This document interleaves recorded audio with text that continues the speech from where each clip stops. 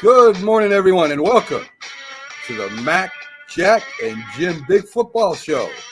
Coming to you with your first full weekend of NFL football. I'm your host, Mac, with your co-host, Jack Hirsch, and your other co-host, of course, the great Jim Jeffco, former two-time Super Bowl champion of the Dallas Cowboys.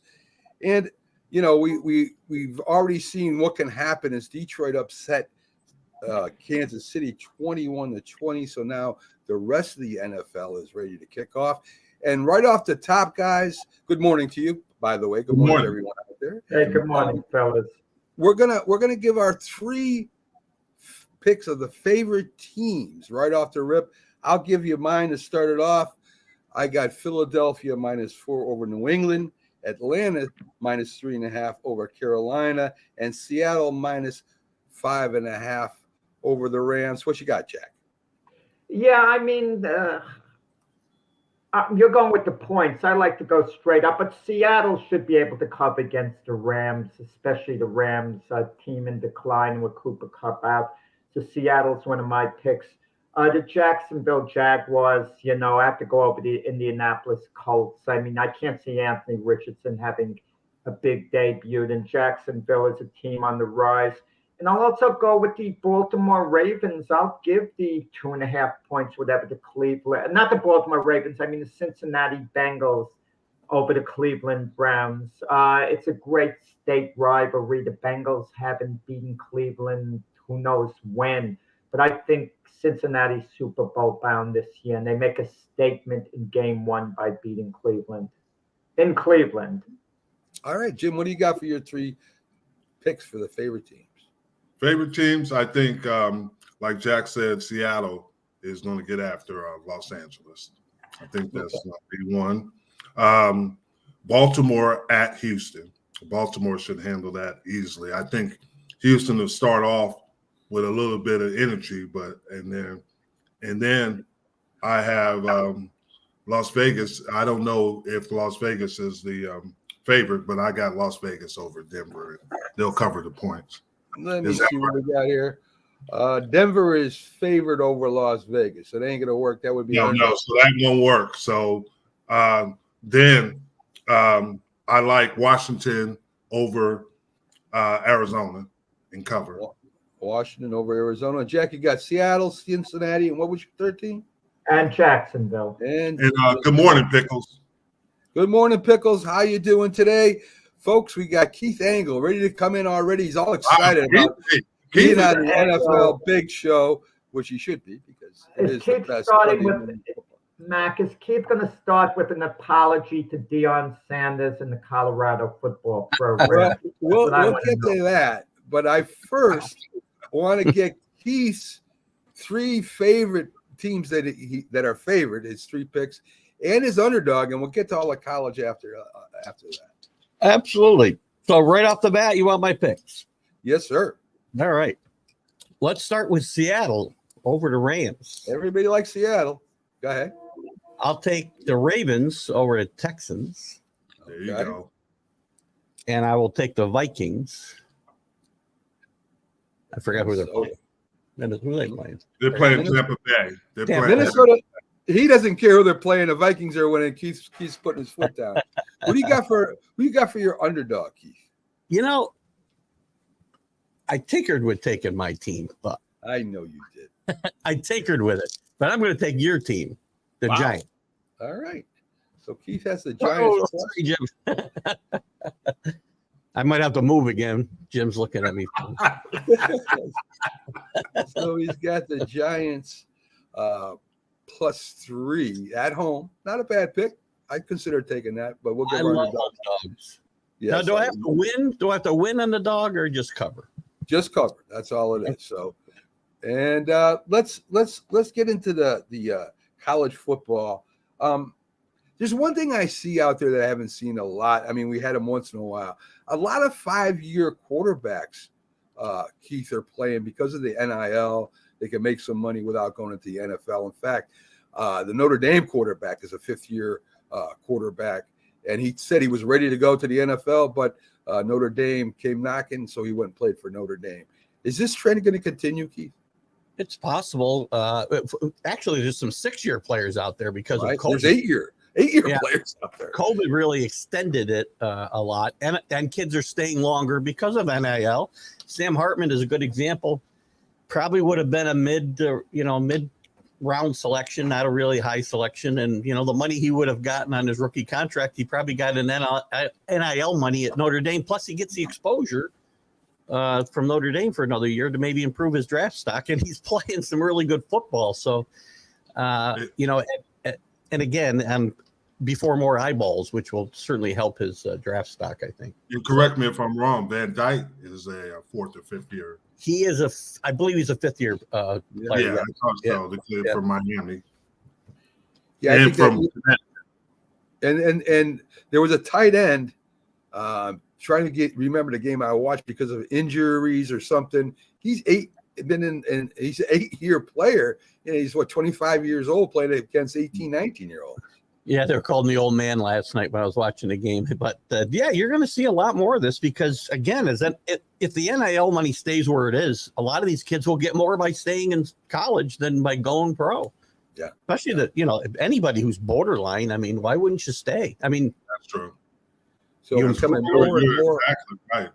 And this is going to mess with the draft. If you don't like the teams that are picking, say you're a top 5 pick, stay in school and you're still going to get paid because that's what Caleb Williams from USC is talking about. If Arizona has the top pick, he doesn't want to go to Arizona for whatever reason. Yeah, I'm not sure what the draft rules are in the NBA rather. I was at the NBA and the NFL in my mind with the draft. I don't know if you can declare, and I think you can declare for the draft, and there's a certain point you can go and you can still pull out. I think. Yeah. I'm not positive. Yes, you're right. You're right, Keith. You're correct. Yeah, so they'll get all the advice they can get, and then if it doesn't work out, they either go back to their school or go somewhere else. Sam Hartman graduated. I don't even know if he's going to school. And that's the weird thing about this. He got his degree at Wake Forest, so but he had a year of eligibility left, so he's in Notre Dame just playing football. Yes. Excalibur Iron Force in with the big win by Texas, and we're going to get to that. Let's talk about Colorado. The hype is going to get bigger and bigger until they lose, Keith. Deion Sanders doing his thing, his son doing his thing. What do you think? When's the first loss you think going to happen, Keith? Week 4. They're going to lose. They'll be 3-2 by the time the month's out. They're going to lose to USC and Oregon. In my mind, I would say USC, but I think they're going to beat Oregon. You think they'll beat Oregon? Okay, fair enough. And listen, Jack, I know you want me to apologize. I don't think I have anything to apologize for. I said he's done a good job. I think the hype He did say that, Jack. He's going to go 10-2 and win the conference is a little too much right now. Let me see some. He hasn't played a good team yet, by the way. Nebraska's not a good football team. A lot of people are focused on Deion's son, who's the team's quarterback, but they have a really good defensive unit. They kept stripping Nebraska the ball. Really, they swarmed that unit. They have played very, very good football for 2 games. And I would disagree with that. I think that's their Achilles heel. Their weakness. I would agree with that, too. Yeah, there are turnovers. They do get turnovers, but you can run on this team. And I think Nebraska came away from the run way too early, trying to match scores with them. Keep them. I don't know if it was that. I just think. Jim, you can't score. You don't want them getting the ball back right away. I mean, I want to control the clock as much as possible. If I was Nebraska, not saying Nebraska would have won, but I think it would have been a closer game. Their quarterback Jeff Sims didn't have really a clue at times. No. He could never stretch the field against Colorado. He got some issues. I don't think anybody thought Matt Rule would turn it around in a year there, right? And but you can't get blown out.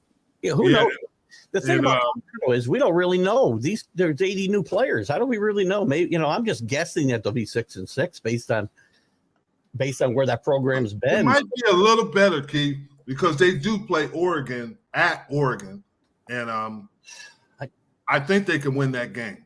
I think they can win against Oregon. USC is going to be the challenge. It's going to be those 2 games are going to be high-scoring games. They're going to have tough advantage that Colorado has right now is turnovers. They're getting a lot of turnovers. They're going to have tough games with Oregon State. They're going to have tough games with Washington State, who was really good yesterday against Wisconsin. Beating Wisconsin. But the guy nobody's really talking about, they're talking about, his son, the quarterback, but Travis Hunter might be the best player in the country. He's playing both ways, and by the middle of the season, you may be talking about him for the Heisman and not some of these other guys we're talking about today.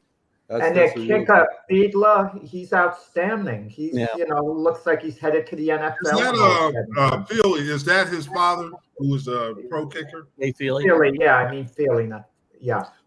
So Keith, let's go through some of the games. You tell me whether it was expected, major upset, minor upset. We'll go through the rounds here. Let's see. Penn State beating Delaware at 63-7. That wasn't even really a game. Notre Dame at North Carolina State 45-24. North Carolina State's better than what I thought they were, Keith. You know what? I stayed away from it, but a lot of people were on this taking the 7.5. It was a big spread on the road. I think Notre Dame acquitted themselves pretty well. North Carolina State's not a bad team, as you said, and they went on the road and beat them by 19. That's pretty good. Sam Hartman with another big game, as we talked about earlier. Notre Dame going to put themselves in position here to be talked about a lot. This keeps up. Not again, Keith. I don't want them going to the playoffs again, beat like crazy again. Ohio State team.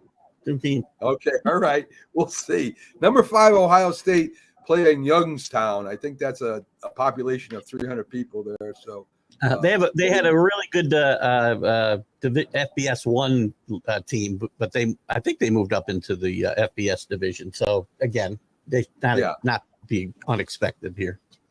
Georgia, of course, rolls over Ball State 45-3. Michigan without Harbaugh, and I think that was Harbaugh's son coaching on the sideline. Beat UNLV 35-7. Washington, the final there, if I'm not mistaken, was Washington 13, Tulsa 10. Am I right, Keith? No, they won like 33 to 10. Wasn't it? Oh, that must have been like halftime or something. I feel like they had at least 36 yesterday. Okay, all right. Tennessee beats Austin P 30-13. A big surprise there. For a while. Number 4, Florida State, 66, Southern Miss 13. You take that one and you think, they should kill them, but this is a spot they could have let down, and they could have had a tougher battle. For them to come out and blow them out, I think speaks very well for Florida State and where they're heading here. USC wins 49-3. A little defense being played there by USC this week, Keith. Well, they played Stanford. I think any of us could probably start on that team right now. They're going to be good. They'll get better because they've got a good new head coach, but it's going to take some time. Yeah. As Caliber forces Ole Miss surprised them at Tulane. I liked Tulane yesterday, and they actually it was a really good ball game until it got out of hand in the middle of fourth quarter. They played without their starting quarterback, Pratt, Tulane too, so I was happy they stayed in the game as long as they did. Nice start for Ole Miss, though. They played their defense looked better than it has in the past as well. An underrated game was Utah against Baylor. Utah struggled to get that's one of the, I had close calls on my list today, and Utah was one of them. They were losing for a good part of that game. Until the fourth quarter, last 2 minutes. Cam Rising was back too yet. No, I'm sorry. He didn't start. No, he did not. He got pulled before the game started, right? Yeah. Texas breaks the 21-game losing streak against Alabama. Alabama just doesn't have a passing game, Keith, and you're going to go against these teams that can, toss the ball around. There's going to be a big disadvantage. Yeah, the kid didn't play well yesterday. He didn't throw the ball particularly well the week before when they blew them out, but he runs the ball well. He's a great athlete, but he doesn't have much accuracy, and their wide receivers are not what they've been before either. This is a big win for Texas, by the way, because I thought the wide receivers, I thought they're running. They were physical, Alabama. Yeah. Just that, and you're right. The quarterback made the difference. Having Ewers as opposed to, is it Melrose? No, yeah. I think that's it. Yeah. And by the way, this is the first time he's lost a non-conference game at home since 2007. 56 games? I think it's 43, I believe. 43? Yeah. So Keith, how far does Alabama fall? Do they fall out of the top 10, or they fall near the bottom of the top 10? I don't think they fall out of the top 10. I think they will get towards it. towards the bottom of the top 10, though. They have to. Texas, this is a big win for Texas. They needed a statement. Sarkisian's never had this type of statement win that I can remember. And this momentum could really propel them through the season. We'll see. That's a big win. Could Alabama conceivably be in the playoffs if they lose one more game? That's 2 games, basically eliminate a team. It's hard to get there with 2, but if they were to lose another game in conference, still get to the conference championship game and win it, that's the key, right? This isn't a conference game, so it doesn't hurt them to that extent. But if they win the SEC title, they're going to the playoff. It'll be very hard for them to get there without winning the SEC now, though, for sure. See, now Alabama would be a perfect place for Manning to portal to. He'd start right away at Alabama, I think. Well, the Bama fans were taunting him yesterday pretty good, as it was if you watched game day yesterday morning, because he was one of the teams that he turned down. I thought he'd have been better off in the SEC myself. I thought he was going to go to Ole Miss. I really did. Well, he is going to be in the SEC next year. Well, that's a good point. Well, I meant at that time. That's a great point, though, Jim. And you know what? He could end up transferring out of there. Obviously, there's no guarantees that anybody stays where they are at all. That is true. That is true. So Excalibur LSU. Good. Maybe. That's a possibility too. So Excalibur Iron Force likes what he sees from UNC against Arkansas. Yeah. UNC won the game, but it wasn't Arkansas, it was Appalachian State. Oh, sorry, Appalachian State University. That's right. App State played it, and they've upset teams before. Last year they upset Texas A&M. They had a chance to win at the end. The kid just missed them in the end zone. The kid was open in overtime. They had a chance to at least tie the score and potentially win it. So it was a great game. That is a well-coached team, Appalachian State. They are. Absolutely. They can play with almost anybody. So Miami, Texas Tech. Was that surprising that Miami beat Texas Tech the way they did? Texas A&M. These are 2 programs that have been underperforming for quite a while. This is going to put some more pressure on Jimbo Fisher losing this game at Texas A&M. This is a big win for Miami because they haven't won this type of game in a long, long time. True. Even when they had good teams, they were losing these types of games right and left, even at home. So this is and they played really well. Van Dyke played really well yesterday. That's as good as I've seen him play in his time at Miami, and this is a really good win for Mike getting into. He's got a coordinator that's pretty good. The new one he brought in, he brought in 2 new coordinators. He turned over half his coaching staff this year. Yeah, but that coordinator, I know him personally. He's really a good football player. I liked what he did yesterday. So Duke is starting to produce some football teams now, Keith. They're not just a basketball school. That quarterback they got there is pretty good. Yeah, he does. He's a dual threat. He runs the ball well. He played great against Clemson last Monday night. I don't think you'll see his numbers will never stick out at you, but when you watch him play, he just makes plays. It was impressive. Again, Duke, like Florida State, came back and backed up what they did last week, I think. I know Duke didn't play a great opponent, but at least they won big. So it's a good program. What's fascinating about him, Keith, you know where he's from, right? No. He's from Alabama. He's from Birmingham, Alabama. And he was recruited more for basketball than football. Interesting. Very interesting. Alabama had him right in his hands. They could have a quarterback right now. Yeah. Wow. So let's turn to the NFL here. What is going on with your quarterback situation over there? And Matt Corral not reporting. Nobody knows where he is. They got the hounds out looking for him right now. And what's going on, Keith? Nobody has a clue. I mean, they were ready to release him, but then they put him on this other list that I didn't even know existed. Exempt, left camp or something like that. Said he had mental health problems. Yeah, I think there's some story going on there that's not totally been, delved into, but I think they were going to make this move anyway. I think Zappe was going to get brought back to the 53-man roster. Maybe they would not have released Corral, but him not showing up for a couple of days certainly sealed his fate. And again, if he's got issues going on, I hope he gets the help that he needs, because I like the kid. I think he could be a good backup quarterback in the NFL, but it's a tough mental grind. I'm sure Jim can speak to that. No question. And I'm glad, and I hope the league continues to kind of look at that side of the game, the mental side that these guys struggle with sometimes. How come, Keith, the Patriots weren't aware of these things before they picked him up? I mean, there has to be signs out there why he wasn't going to play for the Panthers and why they drafted somebody else. I mean, there had to be signs out there. Are the coaches talking to each other anymore over there? Well, I think they're talking to each other, and how much due diligence they did, I don't know. They might have been just looking to bring him in and see what happened, and that's when they found out what happened. There's nothing lost here, he wasn't. There's no money, so he was out the year last year with Carolina, and we assumed there was a physical injury. And Carolina also had Baker Mayfield and Sam Darnold last year, so we thought maybe he slipped back on the depth chart, but maybe there were bigger issues that Carolina just wasn't. Well, I might be wrong. I think there was something that happened in his family. Someone passed away. I'm not sure of that. Now or then?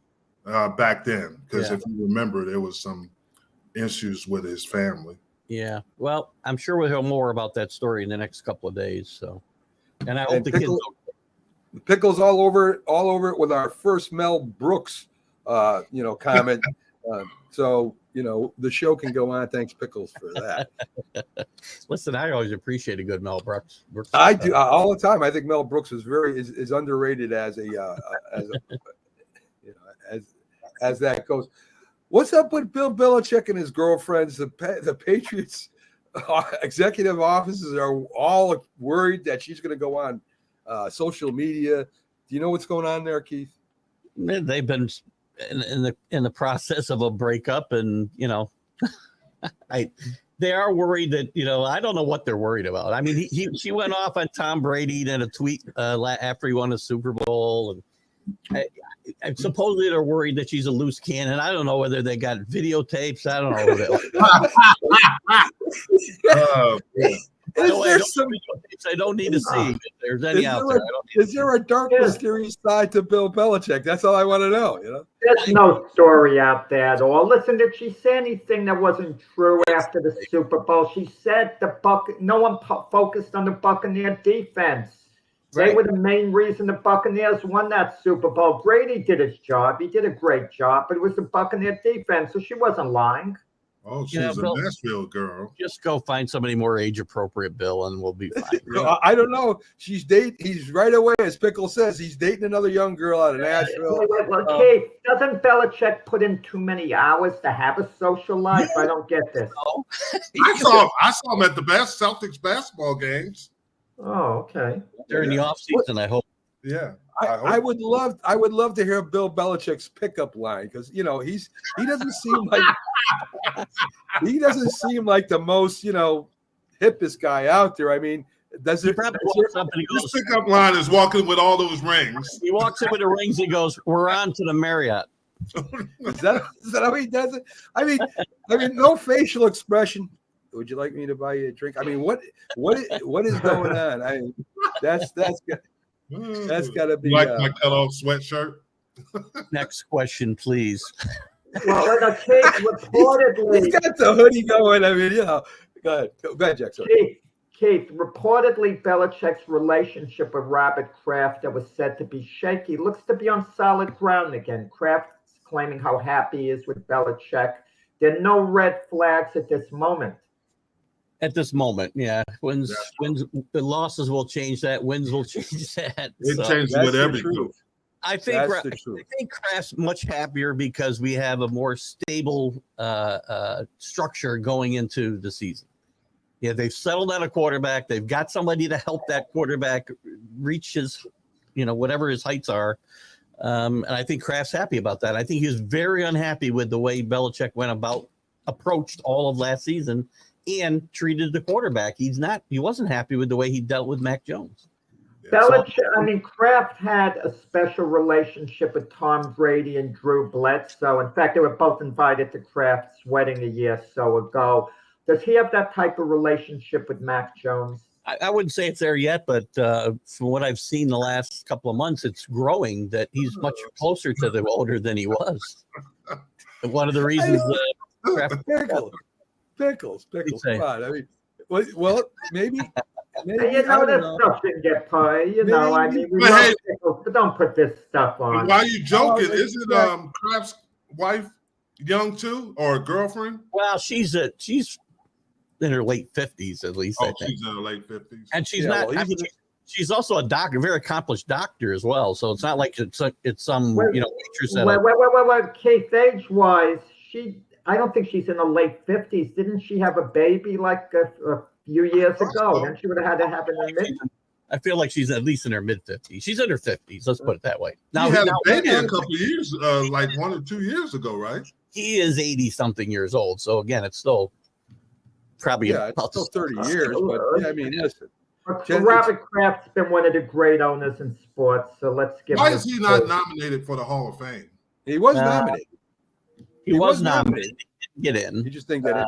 Yeah. He will get in. I think some of the owners, I don't know. It could it be jealousy? I don't know. Could it be the controversy with the whole Florida massage parlor thing? Maybe he'll get in. I think they might want to make him wait. Not the owners, I shouldn't say, but the writers. Bob Kraft is not just a team that he's had. He's been very important in the league in general as far as being on all these committees. I agree. So I'm a little shocked. But Keith, I'm gonna get your take on this. Of course, the Philly sports guy should be, and we'll get his take. You're playing the runner-up Super Bowl NFC champions, the Philadelphia Eagles. What a way to start off your season. What do you think the Pats got to do to stay in this game and maybe beat the Eagles at home? Well, it's not that hard, I guess. No turnovers. Keep Jalen Hurts off the field. Special teams need to play really well, and don't get into a track meet with these guys because I don't think they can keep up. If they keep the score down, and with that said, I think my final score is 35-31 Eagles. I think that's what it'll be. But is it at New England, Keith? Yes, it is. Yeah.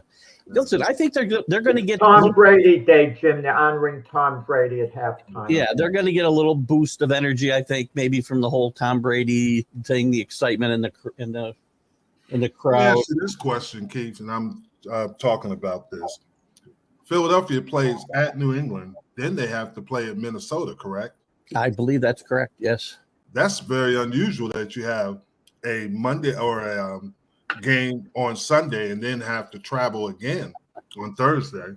You only get 1 day of practice. Yeah, that's probably not fair. Not fair to the Eagles, that's for sure. Yeah, I was just curious. You're going to get these scheduling quirks because of TV and whatnot, obviously. Hey, but there's another storyline no one thought about. The Brady ceremonies at halftime, and obviously Belichick has to be there for part of it.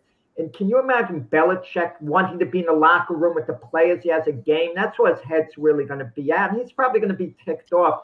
No disrespect to Tom Brady that he's got to be on the field and for a little bit of the ceremony at least. I don't think he'll be there. Jim, you know this as well as I do. During that? halftime, the head coach is very overrated. It's the position coaches that work with the players. Yes. That's what all adjustments are made. He just said something at the head coach just says go out there and win or something. That's all he does. If this team's down 2 touchdowns, you're not going to see him during that ceremony. I can tell you right now. Just because it's a bad. Here's the thing, too. He's not going to be there, and he's got football things to do. And it's going to be a story that Bill Belichick wasn't part of the ceremony. And then you should have done it before the game, not at halftime, in my mind. I would agree. I heard Stevenson may not play. If that's true, then you have Jim's old running back there maybe playing more than we thought he would. They officially list him as questionable, but he was a full participant in practice on Friday, and they expect him to go today, at least to start with. We'll see how long that lasts, but he's a big cog in several fantasy teams of mine, so he better play today. Well, Ezekiel Elliott, the Patriots in trouble if Ezekiel Elliott has to be their featured back today. Totally agree. Back? Totally agree. For one game? No, I mean, against the Eagles today, yeah, I think if they don't have Stevenson, it'll certainly hamper their chances to win this game for sure. That's the thing we have going for, and I think we talked about Friday, is it's week 1, and everything's sloppy. Nobody's crisp yet, and so this is the best time to get the Eagles is right now. Yeah, they're going to beat them. They've got a better chance of beating them week 1 than week 10. That is true. All right. Hello, So Robert. Robert Butler Hey, from Keith. Sports Scope comes in. The little He tag sticks around team to say in and hi. tag I know he's team gotta out. go. And Yes. Have a great All right, day, Keith. Keith. Have a good one, folks. Have a great day. Keith on TGI Sports Talk. Check him out. Good morning to you, Robert from Sports Scope. How you doing today, buddy? Good. How's it going today? Good morning, Robert. Like Christmas, guys, for us football fans. Yes. Yes, it is. First full NFL Sunday, and of course the Monday night game. Robert, of course, there's always big stories running around the NFL. During the beginning of the season, especially. What do you think about Nick Bosa being the highest paid non-quarterback now in football? Well, I mean, they've got Brock Purdy, the last player drafted year before last, this past draft. Got him on that rookie deal. Bosa, defensive player of the year, 18.5 sacks. Quarterback on a rookie contract where he's affordable, and just load the team around him. I know it's really high, but they can swing it right now, and they want to get a championship. They've gotten 2 consecutive national NFC championship games, and so be it. He is a lineman, pass rusher, between a pass rusher and a tackle. Other than a left tackle, I'm okay with it personally. Hey, Keith, this is interesting. Robert. I'm Robert. Sorry, Robert. Keith's probably still thinking about you, Coach. I'm getting Mac. I'm getting like Mac now, Robert. But this is interesting. Did you know they redid Eric Armstead's contract? Yes. And they have the most salary under the cap right now. Yes, and they signed Gerard Hargrave in the offseason.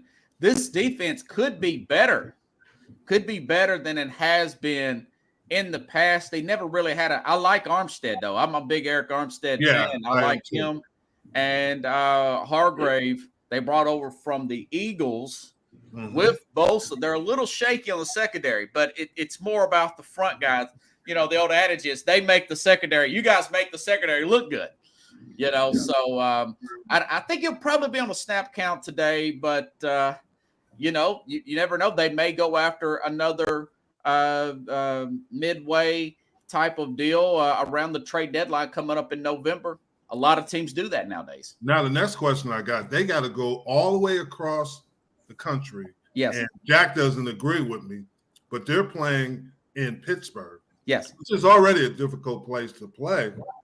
And they're playing, at 10 o'clock in the morning? Right.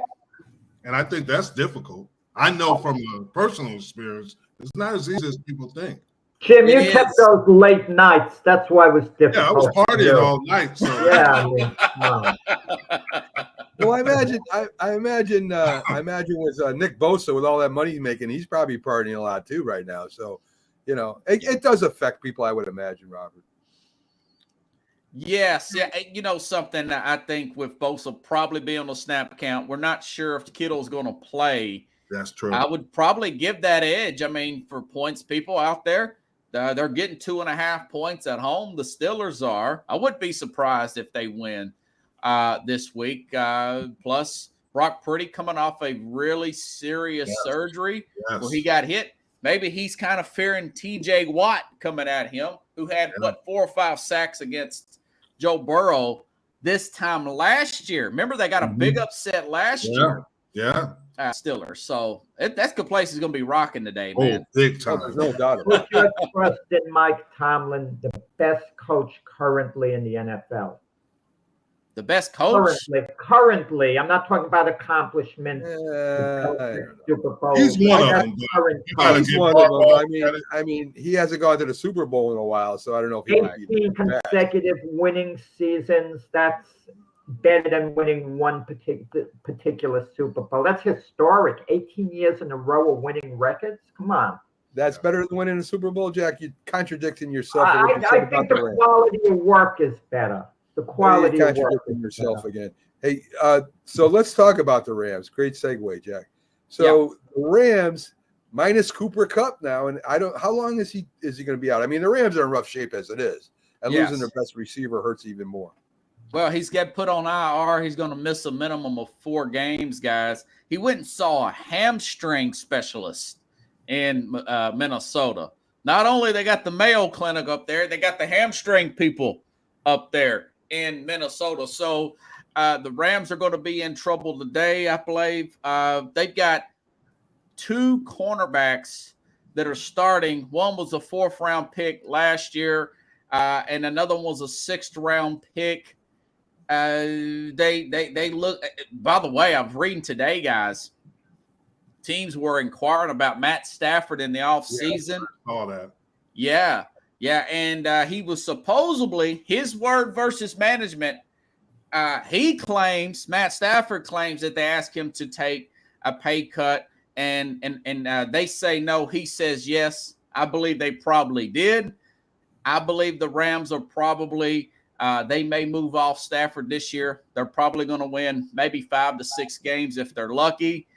And they're going to be a mess about like Arizona. That's a 2-team race there. But, hey, this is the price you pay for the route they took to get that Super Bowl ring. And they paid guys out of loyalty, Aaron Donald, to give him the big contract after the Super Bowl. I mean, you want to stay loyal to the player, but you have to be a little realistic. Donald's not going to be the same force going forward. Yeah, but here's the thing. I would not be shocked if Donald is traded before the deadline. Yes. I keep telling you that. There's going to be some team that needs an impact player like him, and they're going to take a chance and get him. And Pickles, of course, says no cup, no cup, no cookies. No cookies. You're making me think of a Chris Jones, Aaron Donald trade. The Rams pay Chris Jones the money he wants. They're not going to be in the position for that. Because if they were why would Chris Jones want to go from the Chiefs? Well, it wouldn't be his to choice. The Rams? I mean, trade him. Why would he? I don't know if there's a no trade clause or not, Jack. I mean, I would have to see what the specifics of his contract are. So, I mean, I know I wouldn't want to go to the Rams. And he could force. Well, if he gets your money, he'd go anywhere. I don't necessarily believe that. They're not in the Super Bowl contender, Jack. That's right. Maybe the Chargers will go after Aaron Donald. That's a possibility. Come across town. They've got, they still got some money left in there in the window. There was talk earlier about Detroit earlier in the season, Robert. So, one of those teams that are close. Yeah. So let's talk a little bit about Joe Burrow's biggest contract in NFL history. Yes. Injury prone or not, I don't know if you could call him injury prone, but he's been hurt before and missed part of the season. Going against the Browns, I'll use one of Jim's stats that he likes to use so much. He hasn't beaten the Browns ever. So there you go. So what's going to happen? He beat them last year, one time. Did he? Yeah, he's 1-4 though against this group. Yeah, but he hasn't beat them in Cleveland. And they play in Cleveland today. Denzel Ward's back. That'll be an interesting game. He's supposedly been a full participant in practice. They were really careful with that calf injury that he got at the beginning of training camp there. But listen, guys, he's not got the most guaranteed money. There's a website called Spot Track. They handle all the contracts and everything. They give you information is much more than I can ever find on contracts. Deshaun Watson still got more guaranteed money. It's $219 for Joe Burrow, $230 for Deshaun Watson. So he did take a little bit of he could have really been played hardball and say, I want $250 guaranteed. And he probably would have got it. The chances are they're going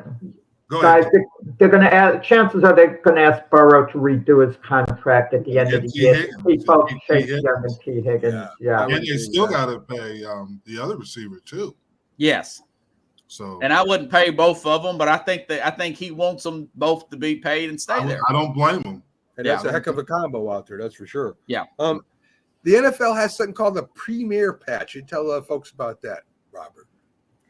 Yeah, I was reading about that story when you sent me that, and it's pretty interesting. I mean, you're in the top 1% of the NFL. I mean, of your field. And this is on the NFL.com. It says today the National Football League announced that they'll do the NFL Premier Patch for the league's first ever jersey patch program to recognize and celebrate the rookie's first game in the NFL. How about Brian Branch for the Detroit Lions? First game in NFL, he gets a pick 6. He's a rookie out of Alabama. So, that jersey's already worth something. They beat the Super Bowl champs there. So I think it's a really cool thing to do. I wish they would have did that years ago. I mean, don't you think that was awesome? Your first jersey. You still got your first jersey, Jim? That was cool. Do I still have it? Yes. Okay, awesome. 1983. Just hang it up on Mac's wall. Yes, it is. He did have it. That's me and Jim are like, case. yes. Me and Jim Robert, wink, wink. me and Jim are like that kid with Mean Joe Green. I gave him a Coke. He threw me his jersey. So we put that up on the wall. Here, have a sweaty jersey, kid. There you go. Don't wash it. It's gotta be more authentic. No, the producer Linda demanded he wash it before he sent it to me. He did. Interesting in Arizona, Josh Dobbs, a quarterback that's been with a bunch of teams, is starting for the Cardinals. What's going on with their starting quarterback over there with brain freeze? Kyler Murray, yeah. Thank you. Yes. I was talking about this earlier, Mac, a few weeks ago before the season started, and there's been speculation that Kyler Murray, that the team is going to try to withhold, going back to that spot track, they're going to try to withhold him from playing this year as a possibility. Michael Lombardi on Pat McAfee show talked about it, former NFL executive, to save money. There's speculation. I'm a speculator that they're trying to, they meaning Michael Bidwell, the owner of the Arizona Cardinals, he's trying to get out of this Kyler Murray contract, tank, and go after one of those big quarterbacks that are going to be available. They're going to have possibly the top pick, possibly 2 top picks, because Houston has gave them their first round pick as well. The Dobbs thing, he has some familiarity with the offensive Drew Pitzing, the offensive coordinator for Arizona, going back to one of his stops, one being in Cleveland there. So there's the relationship there. Rob, how do you get out of the Kyler Murray contract? Unless he's insubordinate, to the team. How do you get out of it? Well, it's just less guaranteed money. Yeah. But you got to pay him guaranteed money. If he's injured during the season, he gets his money. But if he's not injured during the season, then they can do so. They don't want him injured because they're afraid of that. The contract's guaranteed, but less money is guaranteed if he's not injured. Let me throw this at you. I know the way, Jim, you feel about Kyler Murray, but if Kyler Murray has matured, why would you want to get rid of him? He's an elite quarterback if he's matured. Go ahead, Robert. Oh, well, I think the speculation is that Michael Bidwell, the owner, this is what I think he's thinking. He gave Murray the extension, and he gave Cliff Kingsbury the extension at the same time to keep that pair together. And somewhere midway through the season, he figured he bleeped up, and he's got to redo the whole thing and reshuffle these cards. I agree. And I think that the problem is also Murray could go back to baseball and be an outfielder. Yeah. Shortstop. Yeah. No, he's an outfielder. Yeah. And there's plenty of teams Oakland drafted him as a shortstop, I thought. No. Oakland I thought he was a pitcher. As an outfielder. Outfielder, okay. But also, do you really think the problem is now everybody knows that he doesn't study enough? And every team that's looking at him, he is a physical talent, but you also got to look at it. Is this the guy you want leading your team? And that's the question you got to ask. Right. It's a $64,000 question. Plus, you got to think about teams like Minnesota, who's going to want another quarterback next year. Maybe Desmond Ridder in Atlanta doesn't work out. I mean, there's a potential suitors. We know the talent's there. He's got a great deep ball. Yes. A change can always do him good, like the Sheryl Crow song says. Sometimes a new environment would be good for a player. There's always an arrogant coach who thinks he can fix them. There's some ego out there. Robert, Sheryl Crow fan. I didn't know that about Robert. I love Sheryl Crow. She lives here in Tennessee, about 30 miles away from me. Yeah. Robert, And Pickles said they can save 40% by not playing Murray. Yeah, it's mumbo jumbo in the contract. I'm not a lawyer, but that's basically what I get out of it. Robert, I what surprises me is if that is what's going to happen, the NFLPA doesn't step in and do something about that. File something. I mean, just to keep him out so he doesn't get injured, that doesn't seem right to me. It's but Arizona's got some issues, Robert, right? With the burner phone and all that stuff. Who does? Murray? Arizona, the Cardinals. Oh, yeah. Yeah. Something, I come up with the idea that possibly this is so blatant, this tanking, guys. What if they go to our talks of going to the NBA lottery system? No one is going to tank amongst the players. Right. The players are auditioning for another job somewhere else. They're borderline players. Whoever Arizona plays, they're not going to let up. I agree. Mean, the coach could maybe form lineups certain ways if need be, but the players but if he did do that, that would be under a microscope. Everybody would know he's doing that, and then he's out of a job, and then his reputation is ruined. That's not going to happen. When they were tanking for Tua, Miami was playing a lot better than people thought. In fact, I think they won some of them games, even though they got to it, but they sure were playing. They knocked New England out of a bye at the end of the year. I mean, they came on. Even the Jets, when they looked like they might get Trevor Lawrence at the first overall pick, they went into L.A. and they beat a good Ram team. Right. I agree. It would be the management does it. They would put backups in there. Well, the management hopes kind of maybe they lose towards the end if there's a franchise quarterback to take. But I just don't think Arizona's very good. I don't either. Will they win a game this year, Arizona? That's the question. That is a big question. To be or not to be. Everybody was talking about Arizona when they jumped out to that 11-0 the first year they got there, and now it's just it's a mess over there. What do you got else for us, Robert, on the big stories that you got over there for us? There is a pretty big story. ESPN and Spectrum. I'm working on this next. We're talking 2 weeks, guys. 2 weeks. One's blaming the other. People cannot get ABC. They miss college football games. Yes. You've got Monday night coming up. Spectrum or Disney is saying, Disney's saying go to Hulu and pay $70. You can go to Hulu. Or what's the name of it? YouTube TV. Is it Fubai? Oh, I haven't heard of that one. Yeah. Okay. Yeah. But there's even bigger stories and you're using right there is. Have you heard what's going on in Michigan State? This is huge. No. There has been a sexual assault charge filed against Mel Tucker. Oh, wow. Yeah, you got to read that one. Hey, he's just got an extension, too. Yes. Massive extension. And this lady, wow. The lady, she came in when we were at Colorado. She came to talk to her players. That's what she does. She was sexually assaulted, and she talks to, it was by football players. Oh, wow. Her prison time. And I don't know how Mel Tucker, and they said it's alleged. So it's nothing, but it's going to be a huge story because she.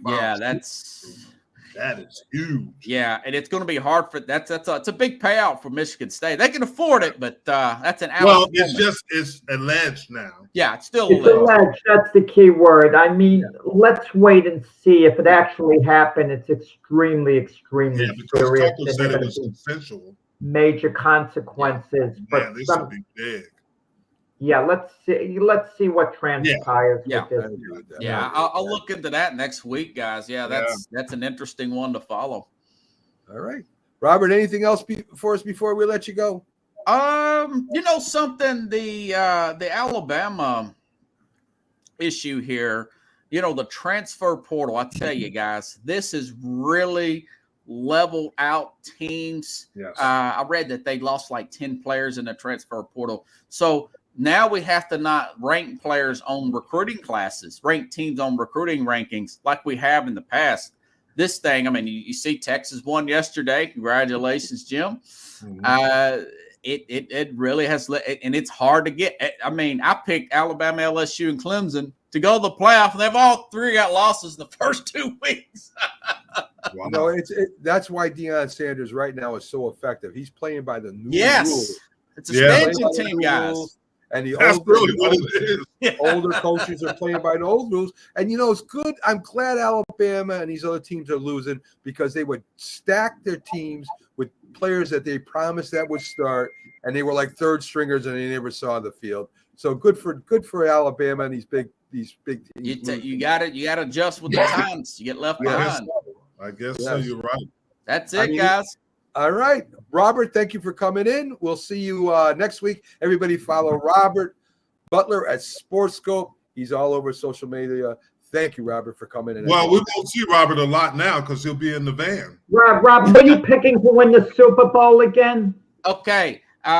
Cincinnati over the 49ers, the opposite of the 89 Super Bowl. How about that? I picked the Bengals over the Eagles in the Super Bowl, so we're kind of on the same page. Cincinnati. Yeah. Watch out. Jack starts doing that, buddying up to you. He's going to want something. But if they slip up, Cincinnati, gonna say it's bad luck. if they slip up. No. Okay, Robert, have a good one, bud. Have a good show, guys. All right. So there you go, folks. So while we got a little time here, I guess we can give our underdog picks before Pags comes on. Of course, he'll be coming in live from. I think he'll still be at the hotel. We shall see. But let's go ahead. There's no need to fear. Underdog is here.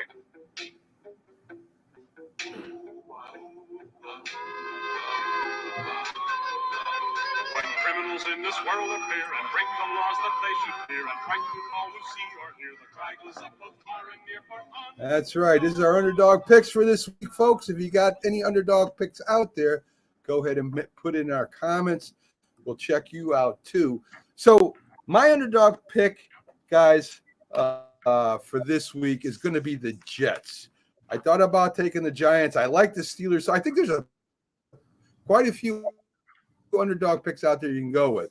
But I think the Jets will beat Buffalo, and they may beat them by a touchdown or more. So I'm going to go with Jets +2 at home, beating the Buffalo Bills. What do you got, You John? stole my pick, Mac. You said it just about the way I would say it, too. The Jets are my underdog pick. 2 points on a lot of points, What? Take it, whatever. So basically, we're picking to win, for the Jets to win the game outright. You kind of wonder whether things are going to unravel for the Bills this year. They're counting on James Cook to be their featured back to have a breakout season. I don't know about that. Stephon Diggs, is the discontent going to surface sooner rather than later? Is Josh Allen going to be relying on his legs too much? Buffalo's defense, which is solid, nevertheless isn't one of the elite defenses in the NFL. But I like the Jets in that game. 9-11, everything is in place for the Jets to kind of dazzle this game at the Meadowlands. It might be a tough game, but I like the Jets 34-20, actually. Oh, all right, 34-20. Wow. What do you got, Jim, over there for your underdog? I like Las Vegas over Denver as my underdog one. Okay. I think Russell Wilson, is it going to be a comeback year for him or not? no, I don't think That's pretty. nothing against Russell. I think Russell is just, I think they're another team that's probably going to be looking for a new quarterback. And their receiver, Jerry Jeudy, is going to be out, too, their main receiver for Denver, which will help the Raiders. The Raiders are dysfunctional, Jim. They are dysfunctional. They do have some talent on defense and offense. And they did play better in the preseason than they have, and that preseason doesn't really mean anything. So, Well, Josh Jacobs was out for part of it, so is he going to be ready to go week 1? Is he well, you think about it. The top running backs, most of them, Saquon Barkley, who's probably the best one in the league right now, didn't play any in the preseason. He was in early in camp, though. He came in pretty early. And then Pollard for the Cowboys. And you look around the league, backs don't play much in preseason anymore. So I don't think that's going to. I think that's where they're going to get him at, is with Jacobs. And nobody's talking about Devontae Adams. He's still one of the best in the league. So. Yeah, Devontae Adams, nobody wants to talk. He wanted too much money, Jim. That's what the problem is. Jimmy G ready or what? Yeah, he'll be fine in this scheme. And everybody forgets, who did he play for in New England? Josh McDaniels, yeah. So he understands the system. Well, Brian Hoyer, too, the backup for Josh McDaniels. So, you see these coaches who like to bring their old guys. That's their guys, the comfort zone. They could trust their guys. Mac, who thinks the greatest coach in the world was Bill Parcells. He does that. He did that all the time. Mac liked Bill Parcells as a human being, as a person, too. It's not just as a coach. Hey, listen, he takes care of his older players. That's pretty cool. Yeah, report came out, Mac, that Bill Parcells gave close to $4 million to former players. Yeah, he did do that. That's nice, yeah. Kudos to Bill Parcells. Pickles has Miami beating the Chargers, and that's in LA. That's a good pick. That's a good pick, Pickles. But I think the Chargers will win. But that's not a bad pick. It could go either way, I think, too, with that. So I don't think it's a bad pick either. Let's start breaking down some of the other games that were out there. In fact, we'll talk a little bit about Miami and the Chargers right now.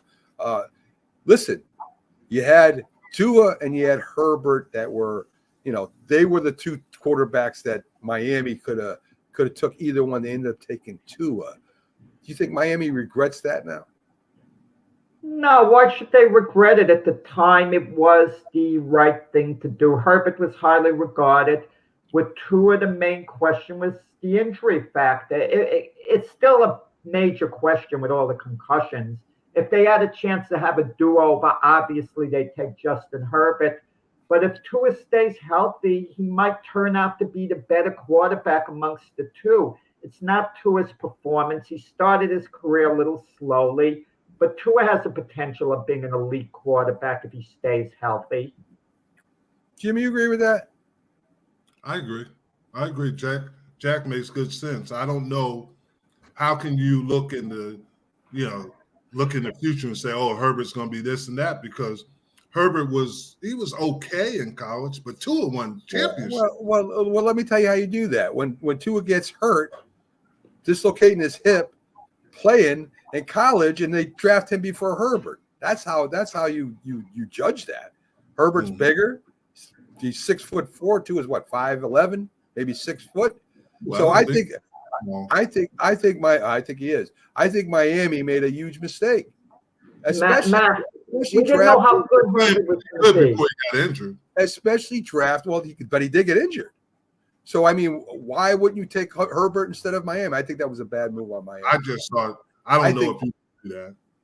I think Miami would have already been maybe in the playoffs if they had Herbert instead of Tua. Mac, and Justin Herbert's progression got sped up by accident. We didn't know how good he was going to be. Tyrod Taylor was supposed to start, and right before game 1, they rushed Herbert in. If nothing happened to Tyrod Taylor, there's a possibility he would have carried a clipboard for the year. Oh, he wouldn't have carried a clipboard. He would have got in that year. We don't know for sure. Well, you don't know for sure either. I'm just saying, Herbert is a lot more talented than Tyrod Taylor, and obviously, but we didn't know how good Justin Herbert was really going to be. I mean, we'll find out today, because I would. To me, if the guy got hurt, dislocated hip at college, I wouldn't have drafted him first. That's all I'm saying. I don't think that's fair. It's the injury factor. I understand. Yeah. And I don't know what the heck Pickles is saying. Throw up on your own time, Bill Parcells. Don't be talking about my head coach like that. I love you. You're great on the show. But if you're going to talk about Bill Parcells, one of the greatest coaches in the history of NFL, and also giving $4 million to players that are in problems, you're saying throw up on your own time? That's Well, as much as Bill Belichick wouldn't so want let's to get to Bill Parcells had a tremendous influence on him because he acts the way Bill Parcells did. So that was kind of a role model for him, even though he wouldn't want to admit that. Okay. San Francisco at Pittsburgh, guys. Nick Bosa just signed. I hear a lot about the Pittsburgh defense, and they're not talking about the San Francisco defense, the best in the league last year. They're back. They're healthy. One of the best linebackers in the league. It's going to be a physical game. Two quarterbacks that are game managers. I don't care what they say. Pickett is not a gunslinger by any means. So Pittsburgh will play close to the vest. So will San Francisco. And this is going to be a low-scoring game, I think, guys. 3 sacks for TJ Watt today. He wreaks havoc. He's a game changer today. That's what I see. And Brock Purdy, he's got to be rusty. It was touch and go whether Purdy would even be ready for opening game. And being on the shelf so long, I mean, how sharp can he be? You don't think the Steelers are going to get ready for a lot of, short dump-off passes and the running game of the Niners? I mean, Purdy's not stretching the field at all today. And I like Pittsburgh in that game in Pittsburgh. And I think it's going to be a close game, tough game.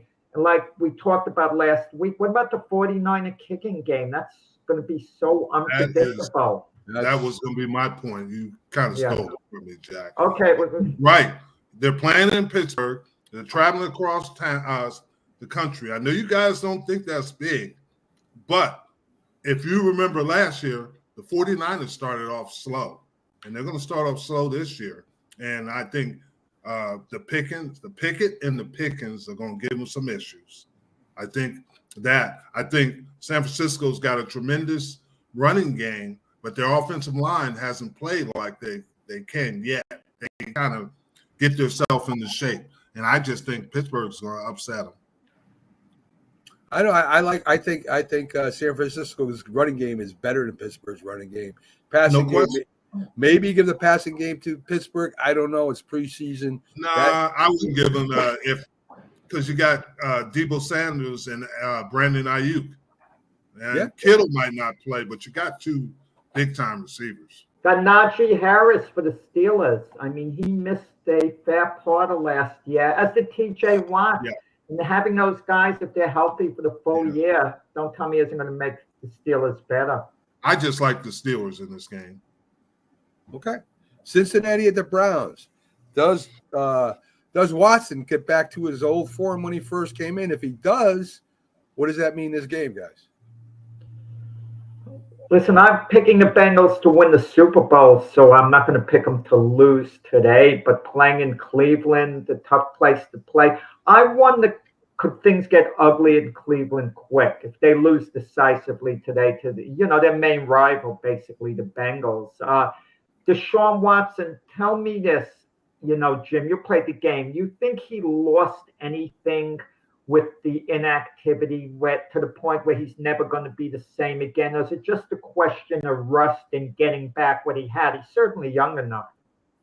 I think that, and this is my opinion on it, I think Cleveland's going to win this game. First of all, Burrows has never won in Cleveland. Next is I just think Deshaun Watson, and what you said, no, I think he's going to be better this year. I think he's going to be closer to the Deshaun Watson we saw in the past because he's had a whole offseason. Excuse me. He's had a whole preseason, and I think that's going to show up in today's game. Although Cincinnati is very good, they're another slow starting team because you remember at the beginning of last season, they struggled in the beginning of the year. As the season progressed, they got better, which is better because it's not a sprint, it's a marathon. I would. But I would. Deshaun Watson doesn't really have a number one receiver. Don't tell me Amari Cooper Oh my and goodness. Elijah Moore. They're good. They're good secondary receivers. They're not star receivers. Ooh, I agree. But they're not like Shea. Yeah, they're not like what the Bengals have there. No. I mean, both of those guys would be the number 3 or number 4 receiver if they want Cincinnati. So Bengals quarterback Joe Burrows has a calf issue. There's no doubt about that. Cleveland has a good pass rush. Yes. Do you think Myles Garrett gets a few sacks today? Maybe that turns the tide over there. That's where the emphasis hasn't been, and we've always talked about that in Cincinnati is the offensive line, and they still have offensive line issues. So, I mean, I like Cleveland. I think Cleveland takes it to Cincinnati today. The streak stays where it is. I think they could run the ball. I think Watson is an athletic quarterback. Burrows is going to be sitting in the pocket trying to get rid of the ball fast, and we'll see what happens. Joe Mixon is ready to go from, reports. So they might run the ball a little more. But Nick Chubbs, you take Nick Chubbs over Mixon. I would take Nick Chubbs over Mixon, yeah. Going to be another great game. Green Bay at Chicago. A lot of people are saying because of preseason that Jordan Love's going to be great and Green Bay Packers are going to be okay. I hear there's rumblings in the wide receiver room. That's what I hear. Green Bay, Chicago. Listen, I think Chicago's going to have a real good team this year. I think I no matter what happened in Detroit and KC, I still pick Chicago to win that division. So, what do you think, Jim? Well, here's my thing on it. I think Chicago win this game because of the injuries in the receiving core at Green Bay. They get Doves back, but they're saying that he can't play his normal amount of plays, and then they lose the other receiver. I think that's the issue. I think everybody's going to blame it on Jordan Love, but it's going to be and we always talk about that on every team. Injuries are a factor, and I think the Bears are going to win. And Justin Fields is not going to be spectacular, but he'll be good enough. Yeah, I don't see this whole hype around the Bears. So all of a sudden the Bears are contenders. They're this, they're that. They'll be a little better than they were last year. Maybe they'll win a couple of more games. But the Bears are still a developing team. Jordan Love isn't going to have Christian Watson, one of his primary targets. And that might hurt him. But how can Jordan Love not be ready? I mean, no. I think it's not him. They got a good running game. But their receiving core is kind of a little bit beat up right now, and that's what I keep telling you. And everybody's going to blame it on Love, but I think Love will play good today. But I think Justin Fields has more players around him that can make plays. DJ Moore is really good. The running back is good. But Green Bay has a better defense, I think, so that's going to factor in. And I don't think Justin Fields is going to hurt the Packers that much, him individually running. So I think the Packers just a little better. I don't think the Packers are rebuilding, okay, like the Bears are kind of rebuilding. I think they're kind of rebooting a bit. Not that they're going to make the playoffs. I don't think they will. But I think the Packers are an average team and the Bears are trending towards being average. Good morning to the Philly sports guy. How you doing today, Pags? Good morning. Doing well. All right. So I know Pags is psyched. He's somewhere by Gillette Stadium, ready to go over there and watch the Philadelphia Eagles play the Patriots. 4:00 game today, Pags. That's gonna get you. I know you leaving the same day. You staying overnight, Pags. We got one more night to go. There you go. That's the smart way to do it. So, Pags, I want to get your picks of their 3 favorite teams, the 3 teams that are favored. What would be your top 3 picks? My top 3, obviously the first one is the Eagles because I don't think there's any chance that Tom Brady even coming back and playing in this game is going to make a difference. That I think we crush them, in this game. The other couple of games that I was looking at, I'm like, well, the Ravens, Baltimore Ravens, against the Texans. I just think the Texans are going to start. And, even though this is like the preseason of the regular season, I just don't think that they're going to be put together just yet. All right. So I think the Ravens are going to win that one. You think they're going to cover the spread, Pags, at 10? You think they'll beat them by more than 10? So are we doing spreads or are we just doing wins? Yes. 3 favorites by the spreads, Pags. See, I need to have all this information in place beforehand because Texas is a lot of points in the first week of the season. It sure is. Yeah, so I don't know about that. If that was the case, well, I'm going to go with the Commanders. Okay. I think the Commanders will win by the spread. Okay. I got that at 7. Yep. And the Jags. All right. Okay. So if you have an underdog that you would pick to cover the spread today, who would that be? An underdog that will cover the spread. Well, get under the spread, I should say.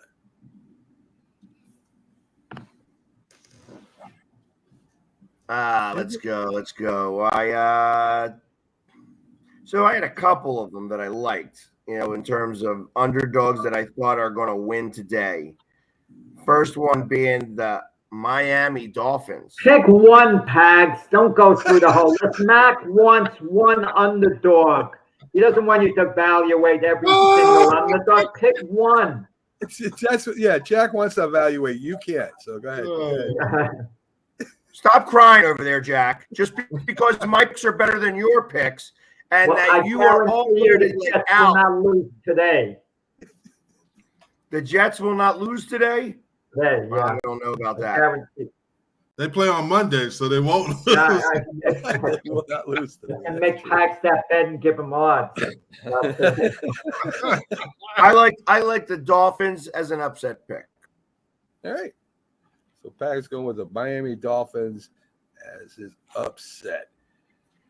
So we did this Friday, Pags, but I want to do this for the people that weren't here. Now, there's other things that have gone on now with the Patriots. Their quarterback that they got from the Panthers, Corral, disappeared. They're trying to find him or waiting for him to come back. And Belichick has broken up with his first girlfriend. The executives are all worried that she's gonna say something and get Bill rattled, and he's going out with a new girl. So does this affect how Bill Belichick is this going to be in his head more than the game, Pags? All these things going around. No. Okay. All right. No. Yeah. Listen, there's a reason why Bill is single, because women are like really low down on his list. Okay. He realized he was going out with that girl for 7 years or something back. So, that's why he hasn't been out with anybody else. Well, and after 7 years, she still couldn't get him to settle down, and he's decided to move on to greener pastures. Guys, right. The biggest storyline is how Mac Jones is going to perform in the offense. And then Pags, throw that in with Tom Brady ceremony at halftime. So, I mean, there's a lot of things going around here with this game that has nothing to do with the game. I just want to get Pags' perspective because Pags normally has a unique perspective on these things. Go ahead, Pags. I think all of that stuff is just, fodder to hide the fact that New England stinks. Okay. They just stink. All right. So if you were Bill Belichick, this is what we did Friday, what would you do to be able to beat the Philadelphia Eagles? Make sure they can't leave the locker room. So lock the door from the outside so that they can't get out. Yeah, seriously. That's about it. I don't think that there's a chance. Like I said, he'd have to really slow down the game tremendously. That's all. That's about it. That's his really only option, to just literally make sure that they have the ball on, and they keep the ball away from the Eagles offense all game long. Okay. Sort of what the Giants did against Buffalo in that Super Bowl. Just keep running the clock down. And of course, I would imagine you want to score touchdowns and not field goals too. So that would be important too, because the Eagles get the ball, they're going to go down the field pretty quickly. Even with the Patriots do have a great defense. I'm not going to take that away from them. They're normally pretty tight on special teams. I just don't think Philadelphia is the right team for them to start off with. That's all. It's kind of the luck of the draw there. So Matt, guys, there are a lot of storylines. Every game seems to have a storyline, and one that slipped under the radar is the Baltimore Ravens. They have a new offensive coordinator who emphasizes the passing game. And think of that. This is going to be a test of Lamar Jackson this year, how well he could stay in the pocket. They want him to run less. He got his big contract, so he's cleared mentally. So, and they got him the receivers. They drafted a receiver number 1, got OBJ. So they're ready to go. Is Lamar Jackson going to be a pocket passer, or is he going to just do what he does best? At the first sign of difficulty, he's going to take off and run? I'm glad you did this, because I did want to get into the other games. I don't think Jackson is as bad a passer as people say. He's got a pretty good tight end over there that he's dependent on. He'll be playing. He's got a couple of receivers now. I think Jackson is naturally a great athlete, and if things go wrong, he's going to run with the ball. There's no doubt about that.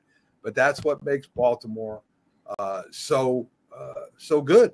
If he didn't run with the ball when there was trouble, of course, they wouldn't be that good. So I don't think Lamar Jackson is as bad a passer as we sometimes – I've been guilty of in the past too, that we say he's not accurate.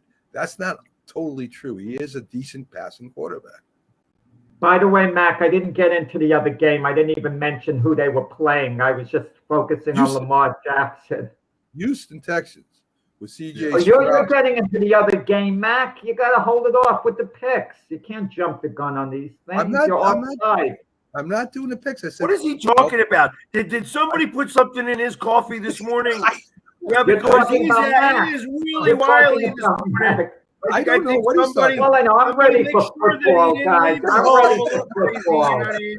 That's what I'm focused on. I'm not focused on the external stuff. I'm focused on football today. Well, yes, I'm glad you That's not a real football, Jack.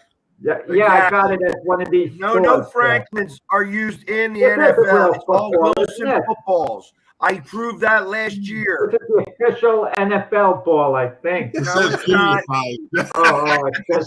Wait. It's an official. It's an official egg. Let it go. Let it go, Jack. You keep it warm. Keep it warm. It'll hatch in about 6 weeks.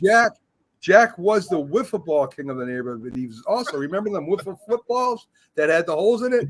He used to play wide receiver for a team there in the neighborhood, and he was pretty good back then. So anyway, the Houston's playing in Baltimore. The C.J.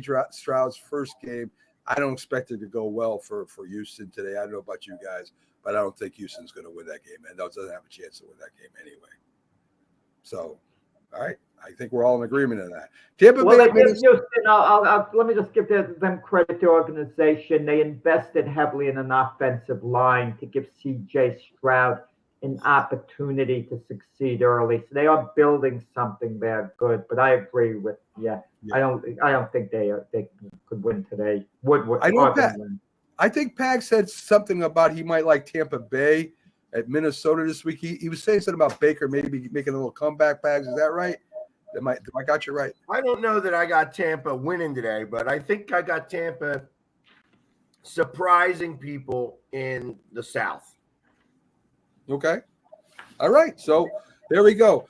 We got our first special guest in today. He's never been on the program before. He's coming live from the tailgate, from what I understand. This is Commander Nash with the Washington Commanders as they're playing the Arizona Cardinals. Let's see if I can get him in here. How we doing, Commander Nash? You got unmute your. There you go. Oh, yeah, we're getting set up. All right. Cool. Can you see me?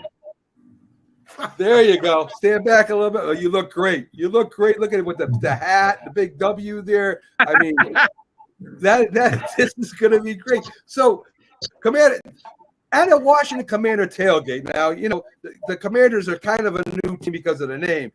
Is this as crazy as some of the other tailgates get, Commander Nash? Hey, the fans are back, man. We had to actually wait in line to get in the parking lot. That's the first time in years. All right. So they're excited. Of course, you're playing the Arizona Cardinals. This could be a 1-0 for you guys right off the rip. I mean, no disrespect to the Cardinals. My buddy, he won Fan of the Year for 2021. We've been hanging out together this weekend, but I really think we got the talent. I think we can start off 1-0. We got a great team. The energy's back. Ownership, Harry, Magic. Man, it's just so exciting to finally be a Washington fan again. Commander Nash, do you think the Commanders can actually win the NFC East? What was that? Do you think the Commanders can actually win the NFC East? Woo! That's bold. I think Philadelphia is going to be tough. I think we can split with, but you know what? I say we can go 10-7. I will say that. I say we go 10-7. Yeah, that's as good as prediction as any I've heard. Yeah. So what do you think about your young quarterback? He looked good in preseason, Commander Nash, but that's preseason. What do you think about how he's going to do today? Well, when his first start was against the Cowboys in January, I was here. He looked great. He's a fellow North Carolina UNC. I'm from North Carolina. I back him up 110%. The receiver said great things about him. I think he could be our franchise quarterback. We ain't had one in a long time. So I support him. All right, cool. And your defense is one of the top defenses, I would say, in the NFC. You got Young back. He's ready to go. So I think Dobson, who's going to be starting for Arizona, may be in a little trouble today. I think so. I mean, Chase is out this week with the neck injury. I hope he's back against Buffalo. Our defense was top 5 last year. Our only weakness, I do believe, is the linebacker core. But I love Forbes. I think Forbes is going to be with us a long time. I hope he's close to the Darryl Green status. I have a lot of hope for him. I think our defense up front is going to be aggressive in this game. I see us getting about 6 to 7 sacks. Wow. All right. So there you go. Bold prediction there, Commander Nash. Now you've got some rivalries here now. I'm a huge Giant fan. Of course, you got 2-time Super Bowl champion Jim Jeffcoat, who went crazy and picked Dallas to win the Super Bowl. And, of course, you got the Philly sports guy who says Philadelphia's going to win the Super Bowl. So what would Washington have to do to win the NFC East, you think, Commander? They win the NFC East this year? Yes. Woo! We got to establish the running game. We got to protect Sam Howell. Philadelphia is going to be our biggest threat. Cowboys are always a challenge, as well. Nothing against the Giants. Our division is tough. We beat each other up. I really think if Eric is going to be a great offense coordinator, I think we're going to air it out more, and I do see him being our head coach next season. Commander Nash, does Eric Bieniemy, the new offensive coordinator, have complete say running the offense? Has Ron Rivera left it up to him? Was that the understanding? Because he didn't call the plays at Kansas City on Andy Reid. Is he going to have that total responsibility with the Commanders? I think you bring the same thing. I mean, we ain't got Patrick Mahomes, but we do have the receivers. We just got to find that Kelsey-like tight end that he's used to in Kansas City. All right. Okay. A little bit hard to get away from the tailgating. So listen, real quick. This is going to be like the first sellout in forever long because they sold tickets for like what, $9? So they even opened up. Is the stadium, stadium going to make it? What's that? Last time the Eagles were there, or like one of the times the Eagles were there, the stadium started to fall apart. Yes. From all the shaking because the Eagles were taking care of business. So now, is the stadium going to make it through this game? the stadium was built in '97. It's showing its age, but I think it will. They're going to invest $40 million into the stadium this year, and I also heard they're going to put additional close to $100 million in the future. The lease runs up in 2027, so they're going to put money into the stadium. But as of holding up today, if we win, it probably won't. Commander Nash, what's the feeling amongst the Commanders fans over the whole Daniel Snyder situation? Him no longer being the owner. Is that an uplifting thing for the fans, so they don't care what? I took off work to go to the pet rally when the owners were here. They showed up in person, and there was a longer line to meet the owners than it was at some of the home games last year. Fans are coming back. The energy is back. People's waiting out here in the heat on July the 21st in long lines just to see the new owners and the excitement. I think that everybody's happy. We had 24 years of Snyder. I mean, it was good to me as a fan, but we needed a change. We need to get back to where the NFC East was in the 80s and early 90s. There you go. Exactly. And speaking of that, the Redskins Cowboys rivalry is one of the prime rivalries in football at one time. Played every Thanksgiving. Jim Jeffco played against the Redskins quite a bit. I think Jim was shot. I don't think he got any sacks when he played against the Redskins. So, correct that. Sacks in Washington. So make it in a game.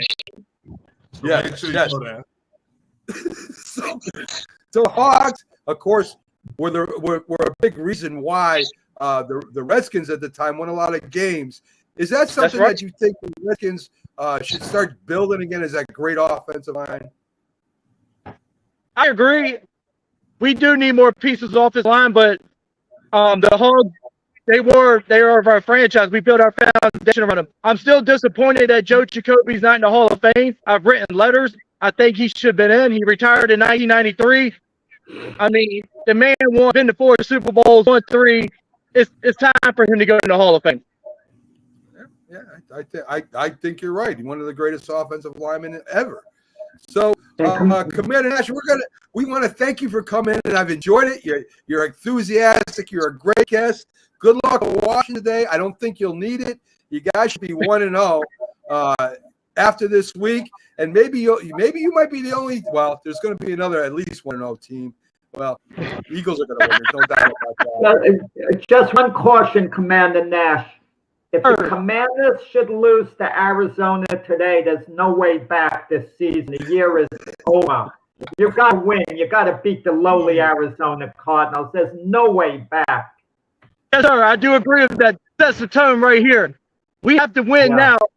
We got tough games coming up mid-September. We have to set the tone. We have to win now. I don't want us to lose. I drive 4 hours all the way to get here. It's a long ride back to North Carolina. We're going to win today. We're going to get them. We're going to be 1-0.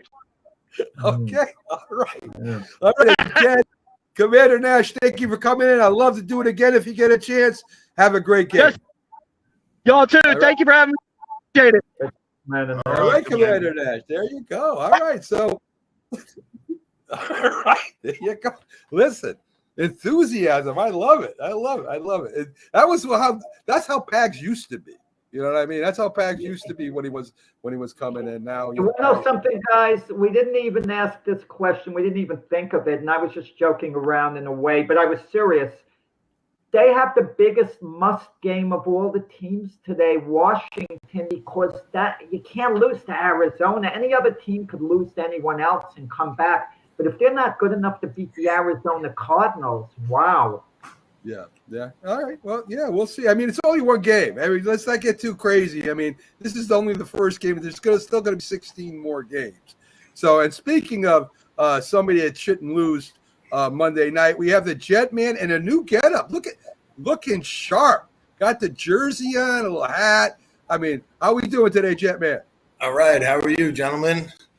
Doing good. Hey, Jetman. Happy New Year. Happy New Year. Happy New Year. What the heck? The January. Yeah, a little bit. Wow. The year doesn't the NFL That's what they're playing football in January. Yeah. Okay, Jack. You keep Happy thinking. New Year to football. Right. Yes. I got you. So here you go. Right off with a division rivalry on Monday night prime time where everybody can watch you. The Jets and the Buffalo Bills. So, of course, I think the Jets, I picked them as my underdog to So go looking ahead forward. and win that. Are you going to be at the game Monday night, Jet man? Yes, of course. All right. Can't wait. So, Josh Allen, still a real good quarterback, can run, throw the ball. He's got Stephon Diggs, running game a little weak. What do you think the Jets defense does to Buffalo this Monday night, Jet man? Really, my only concerns tomorrow night are Josh Allen's mobility and his ability to escape. And, if the Jets can contain him, keep him under 50 yards, I think it's going to be a very solid game. I'm worried about him running around. That's about it. I mean, the defensive line, first and second team is stacked. They're going to be all over him. But if he's able to get out of the pocket and get into the secondary, could cause a little concern. But I'm excited. I'm really looking forward to this game. I think the offense is set. I think the defense is set. I think the Bills are in big trouble, to be honest. Jet man, the Jets have two featured backs now, Brees Hall and Dalvin Cook.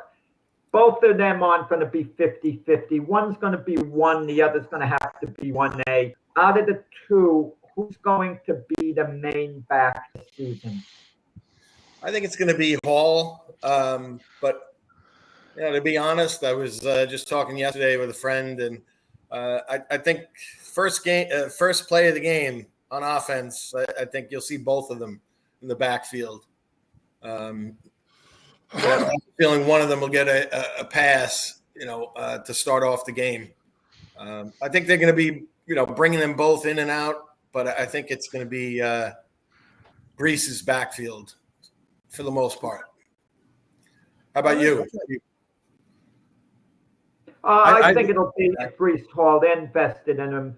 Plus, Dalvin Cook didn't have as good a year last year as the couple of years before for the Vikings. So I kind of feel Brees Hall is the one that's rising a little more. Jim Jeffcoat was a defensive end with the Buffalo Bills his final years because he held out, and the Cowboys said, well, if you want to hold out, you go play for Buffalo. That's basically what happened there. Yes. Jim was taught a lesson. Jerry Jones wouldn't put up any of Jim's stuff. So Jim, you being in Buffalo, I know you got some ties there, and you kind of root for Buffalo over there in the AFC. What would Buffalo have to do to beat the Jets Monday night? Just show up. They're going to beat it. Wow. Could you expand on that a just little? telling you, Buffalo is a better team, even with Aaron Rodgers on the Jets. You're putting too much emphasis. Garrett is the only receiver that the Jets have. Buffalo will be.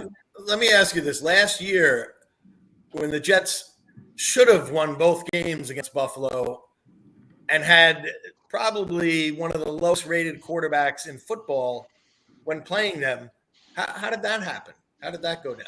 Should have, but did they? They split. That's split, right. and They did win both games. Josh Allen hasn't been the same since those meetings. 2 years ago, he looked. Buffalo will win. Last Buffalo year, will win. Josh Allen, but Buffalo has more firepower on offense than the Jets do right now. And I know you have Aaron Rodgers. But you got one receiver. Really? No, they don't. One receiver. And They got Stephon Diggs. We got Garrett Wilson. That's cool. You can't Garrett put Wilson is Lazard, I'm going to see. Lazard is going to be. Oh, big. no, he won't. No. Mecole Hardman, slot receiver, is going to be. Hey, Jetman, you cannot drink this early in the morning. Jetman is confident. He's confident, and he has reason to be confident. Buffalo will be fine. No, Buffalo is good. I'm not saying they're a bad team by any means. They're It's going to take a little time for Aaron Rodgers because if you remember last year with Green Bay, they struggled at the beginning. It's another team, which is why he played against the Giants to get a little taste.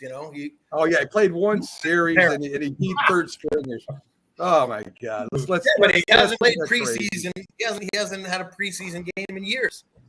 Stan, the man stands in for the New York Giants. I'm glad you came in as Jetman is talking about the Jets. Aaron Rodgers string a touchdown on a third string, and they act like they won the Super Bowl. So, I don't know what's going on there. So, but it is great to have two teams in New York that are relevant again. I'm glad to see that anyway. So let's get a little thing going here. I mean, we got Dallas, we got the Jets, Eagles, Giants. This is excellent. Giants and the Cowboys stand. Of course, Jim Jeffcoat, I'm going to say it again, picks the Cowboys to go to the Super Bowl. And of course, we're going to finish last in the division according to Jim. So what's going to happen tonight, Stan? The Giants step to the plate finally and beat the Cowboys. I believe this game is gonna be won on defense tonight. I don't expect this a high scoring game. And it's gonna boil down to turnovers. Of course I expect us to win. If it were up to me, the score would be 28-21 Giants. But I'm gonna go with 14-10 Giants. And Stan, you said something very important. Turnovers are going to decide this game. I believe so. Who led the league in turnovers the last 3 years? Jim, I knew you would bring that up. So I got a little something for you, Jim. Yes. Uh-oh.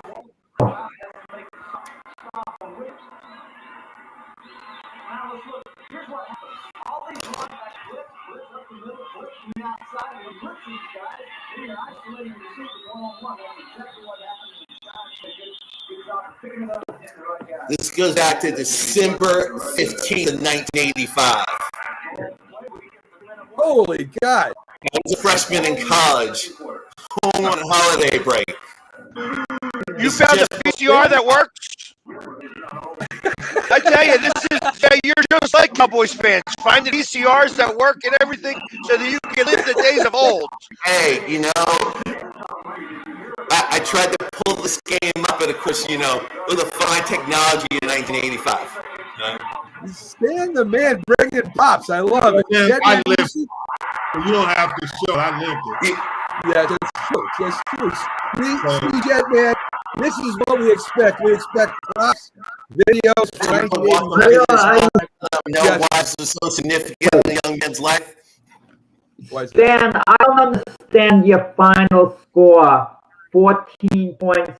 The Giants have either the best field goal kick or the second best next to Justin Tucker and Gano, who they just signed to a contract. He's been sensational. He can routinely kick balls from 55 yards. He's accurate from there. Chances are the Giant offense is going to stall a little past midfield, and they're going to be utilizing him on at least a couple of occasions. You have no idea. I pray for the good leg of Graham Gano every single week, okay? But in this situation, I really truly believe that this game is going to come down to defense more than anything else. Because, listen, for us to go out and make a true statement in this game, I expect to see Jones come out and just throw the ball, okay? If he doesn't come out passing in this game, then that's going to put pressure on our offensive line, which at this stage, it takes them at least a couple of games to gel.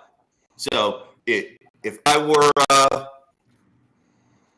the defensive coordinator of the Cowboys, I would attack Evan Neal just as we did last year to put pressure on the ball. The only thing about that, it's going to force Jones to make his reads and make decisions quicker. Listen, Stan, man, I'm big as Giant fan as anybody out there. I think that I don't know if it's going to be a defensive game or not. First of all, we got our young defensive backfield going up against three real good receivers. And if we can't cover these receivers, they can get ugly fast. And on the other side of the ball, you've got Dallas' strength this year being their defensive backs against our younger receivers. So, the only way the Giants, I say, can beat the Dallas Cowboys, and I think they will, is with Saquon Barkley and Waller both having big games. That's possible. That's possible. But I'm not. I don't see 14-10 with the firepower Dallas has on offense. Well, I believe that I believe our pass rush is the one thing that's going to give us a little bit of help on defense. Then we also have a secret weapon by the name of Dak Prescott who's going to help us out throughout the game as well. So. Wait. Well, what's the Giant pass rush? I mean, hopefully Leonard Williams, takes his game up a bit. He might. Well, I honestly believe the combination of Williams, Lawrence, Thibodeau, and now Simmons. Did they activate him for this game? I'm sorry, what was that? Thibodeau, don't count on Thibodeau. I mean, maybe he'll get a sack. Maybe Dak Prescott will run into him and he'll get one sack. Don't count on him. Let me get everybody. How are you? The thing with you Giants fan, if you got a wish and hope, there's no wishing and hoping. It's playing. You got to wish. Well, I wish Prescott doesn't play good. I hope they can cover those. Oh wow! I've got a lot of faith in Dak Prescott. Okay, well, let's got a lot of faith in Dak Prescott. He's going to play very consistently tonight. We'll see that. Okay, but with that in mind, hey Stan, let's get everybody in here. All right, okay. NFC and AFC definitely. And I buy you. I appreciate you and everything. When's the last time the Giants beat the Cowboys? Here we go again. And when's the last time Dallas won a Super Bowl? I didn't ask you that. A trip down when's memory. the last We'll time? I can't answer. We'll take a trip. We'll take a trip down memory lane. It's been more than a fortnight. We'll take a trip down memory lane later because Dallas hasn't won Super Bowl since the 90s. How many times have they beat Prescott? Anyway, the NFC, the unique thing about this year is the NFC and AFC East both are good and both are playing each other. Yes. Now, I think, and this is my opinion anyway. I think the Eagles are the best in either division. I think the Eagles could win either division this year. That's how good the Eagles and how deep they are. I don't think there's any team in either division that could beat the Eagles. I don't care who it is. And believe it or not, I think overall that Miami's the second best in either division. What do you think about that? I think you've been drinking that coffee too. All right, okay. Yeah, some people I'm going to tell you the truth. If Dallas wins this game, good. If they lose it, so what? It's only one game. This is not a sprint. This is a marathon. Right. I agree about all that. This is just one game. Reversed. They're going to need to be running marathons. They're going to really run a sprint when they go 1-4. They're not going 1-4. See, that's what I like about Jet, man. He's confident. No doubt the Jets are winning tomorrow. You guys are already talking about your teams. Well, if we lose a game, it's only one game. You're cushioning yourself. All I know is how many teams have been undefeated. He's confident as well. There's only been one team undefeated. Well, two, really, but they didn't win the Super Bowl. Either the Giants or Cowboys are going to be one game behind the Eagles to start the season, and they might never catch up to the Eagles to lose that game. They're going to be looking up at the Eagles after only 1 week, and they're not going to be saying, oh, it's only one game. Anxiety is going to set in after that game. What's the weather look like? Weather's going to be all right. It'll be raining. Shame. I was hoping it was going to pour, and then they were going to tie. That could possibly happen. Dan, the real Daniel Jones. I see a lot more tonight than Stan, but I see the Giants winning. I think everybody's talking. That's what you're supposed to do. You're supposed to back your teams, but reality tells you the Giants are the Giants. Oh, wait a minute. We got. Jim, it's a good thing you're wearing that Texas shirt today. Because he's an All-American in Texas. Yeah, I'm saying that's all you get this weekend. You know, and I was coming in here happier than Matthew McConaughey in Tuscaloosa this morning, but I got a little bit of gibber off to your right, so I've got to address that. listen, you know, good luck to you guys tomorrow night, because people may have forgotten this, but many years ago on 9/11, after 9/11, the Jets and the Patriots played the first game in the NFL after 9/11. See, I helped heal the country. The Mets also played the first baseball game then. So I'll give you that much. But after week 8, I'm booking a ticket for our bye week to help you guys move back to Citi Field where you belong. Wow. All right. Yeah. But Jim, you say Your lips to God. Next to you, Jet man. Listen, I would love it. I would I love want to say the I biggest. I think 5 out of 6 of the people here picking the Giants to win tonight. I'm glad. No, I'm picking the Cowboys to win. All right, all right. It's type 1, 20-19. It comes down to the wire. Dallas edges it out at the I end. was going to have to win by more than 3 because they got a guy. Oh, they're not going to cover the He was points. a I mean, I'm not talking that. I think the Cowboys edged the game out at the end. It could go either way, that type of game. I think the biggest question for the Giants this season is Daniel Jones. Is he the quarterback that he showed he was last year? Is he going to take a step forward? Is he the same guy he was first 3 years? Because if he could turn out to be another Sam Darnold was for Jets. I mean, what Giants might just see, he's not our guy, but they're kind of stuck with him for an extra year beyond this year if it doesn't work out. It's honestly, it's bigger than Daniel Jones. I mean, if you look at our team, this is the 4th time in the last 10 years that a head coach has gone to their second season. Okay? In the second season, each of those head coaches in the last 10 years is where things broke down. So when I look at the system that Shane and Dable put together, it's important for them to really prove that they've created a system where, regardless of what happens with Jones, they can step back from their work at the end of this season and see what's missing, what needs to be corrected, what they need to address. That's a key thing for us, is progress. And that's for the system over and above everything else, because I believe with this core group, they break their sophomore jinx. I think it ends here. Listen, they had the same problem with the Jets. The Jets had coaches coming in and out every year, and that's stunted the Jets' growth. And hopefully they have something where Salah doesn't end up getting fired for some stupid reason, and they can build out there. That's more important than people know as a coach having some, couple 3 years anyway to prove himself. That doesn't happen too much anymore. It's going to be interesting. The Eagles, I mean, they got one of the better head coaches in the league too. If something happens where he gets fired, the Eagles will be in trouble too. So I think we got to start letting the coaches coach for a few more years. Not just as one and done stuff or 2 years, a year and a half, and you're out. You can't get any kind of culture growth, anything happen there. So I mean, that's a great point. I think the ball and is going to be a good coach. I think Salah could be a good coach, and of course we won't talk about McCarthy, who may be fired by the end of the year, depending on how Dallas does. So that'll be interesting. Every year. What's different from this year? You guys said he was terrible 3 years ago. I mean, I hope he never gets fired. I want him always to be good.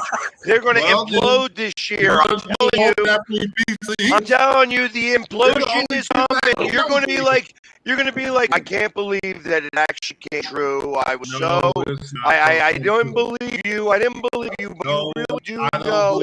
I want to. You had him fired last year. No, I didn't. No, I didn't. I said I hope he was. You did. Don't even lie. No, I had your offensive coordinator fired.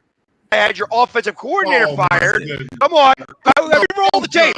Roll the tape. I want to hear. Go ahead and make up your own narrative. It doesn't matter. It doesn't matter. All right. I want to understand. I'm going on the record. I have no problem with Dak Prescott, Mike McCarthy, and Jerry Jones. As long as that trio's in business, I am fine. Okay. All right. Stan, you have your own problems with the Giants. When Aaron Rodgers was leaving the field, after the last exhibition game, one of them, he said this is Jet Life Stadium. When he was leaving MetLife Stadium, he called it Jet Life Stadium. In other words, this has now become a jet town. New York, New Jersey. It used to be a giant town. It is now Aaron Rodgers has officially called it a jet town. It'll never be a jet town. Don't even fool yourself. Well, It'll gotta always win the Super Bowl for that to happen. Yeah, at least one more, Thank you. please. Yeah, at least win one more Super Bowl before you call it that. So, Jetman, I'm gonna let you go right now, and I want to see the Jets polarize Buffalo. That's I want you to talk to Salah through the back channels, and I want to see the Jets polarize Buffalo, put them out of misery, get that whole team in an uproar, and have some people, leaving that team, and maybe even Josh Allen makes MVP again next year. We'll see. What do you think? I have a little meditation session set up with Aaron Rodgers tomorrow. So, okay, well, all right. Stay away from the magic mushrooms, okay, Jetman. All right, gentlemen. Yeah, Enjoy I it. wish you guys well against the Bills, because you hear that chatter about the only resident New York team, which doesn't have a Super Bowl, by the way, but kill that chatter. So, well, we had a Super Bowl years ago. We won one years ago. No, not you. No. I'm talking about Bills fans. Bills fans always make noise about being the only real New York team in the state of New York. They just happen to not have a Super Bowl win. So, you beat them, we beat them. That's great. But like I said, bye week, I'm bringing the moving truck. Well, we'll see what happens. You know what I don't like? I don't like that we're playing Dallas right in the beginning and the Eagles at the end of the year. They should have split that up somehow. I mean, maybe it's better for us playing Eagles. Maybe it would be better by the end of the year. Maybe we'll give them yesterday, 23 years ago, and I think Jim Jeffcoat may have been part of that team, was the pickle juice game. Were you part of that team there, Jim? I was not. Yeah, so you weren't part of that team when the Eagles started with an onside kick and then decided to just. I was coaching then. Oh, okay. Yeah, whatever. I don't think so. Did Philadelphia recover that onside kick? It was Andy Reid, his first game with Donovan McNabb. I was coaching then. Yep. We won 44 to 14 that game. I think Jim was coaching. We blamed it on the pickle juice. Jim was coaching special teams, I think, at that time. That thing went off. Nah. You know what? I'm only kidding. So guys, let's finish up real quick on the teams. We'll keep staying on for this part of the segment. Let's go with the Tennessee Titans at New Orleans. Tennessee, believe it or not, is getting 3 points at New Orleans. Who do you guys like there? Yeah, I like Tennessee. I like Mike Vrabel. I think Derek Carr is overrated. I don't think he's going to mean that much to New Orleans in the big picture. Anybody else? I like New Orleans. I like New Orleans. I'm going to go with New Orleans. I'm going to go with the Titans. Okay. You and Pickles, so that makes it even. Let's go with the. We did Las Vegas. Well, we didn't really do Las Vegas at Denver. Can their quarterback over the Denver, my Hall of Fame quarterback there, can he beat them? Can he beat the Raiders this week? Russell Wilson. What can happen here? Is Denver going to beat the Raiders, guys? I mean, I like Denver in that game. I mean, they're at home, and Sean Payton has been a good coach throughout his whole career. He hasn't been spotty like Josh McDaniels, and they have a real good defense at Denver. Jerry Judy's out. That'll hurt Denver somewhat, but I like Denver to squeak by. I think we'll see a new Russell Wilson this year. I think he will, but yeah, I think the Raiders are going to win. I think the Raiders are more talented in their running game and receiving.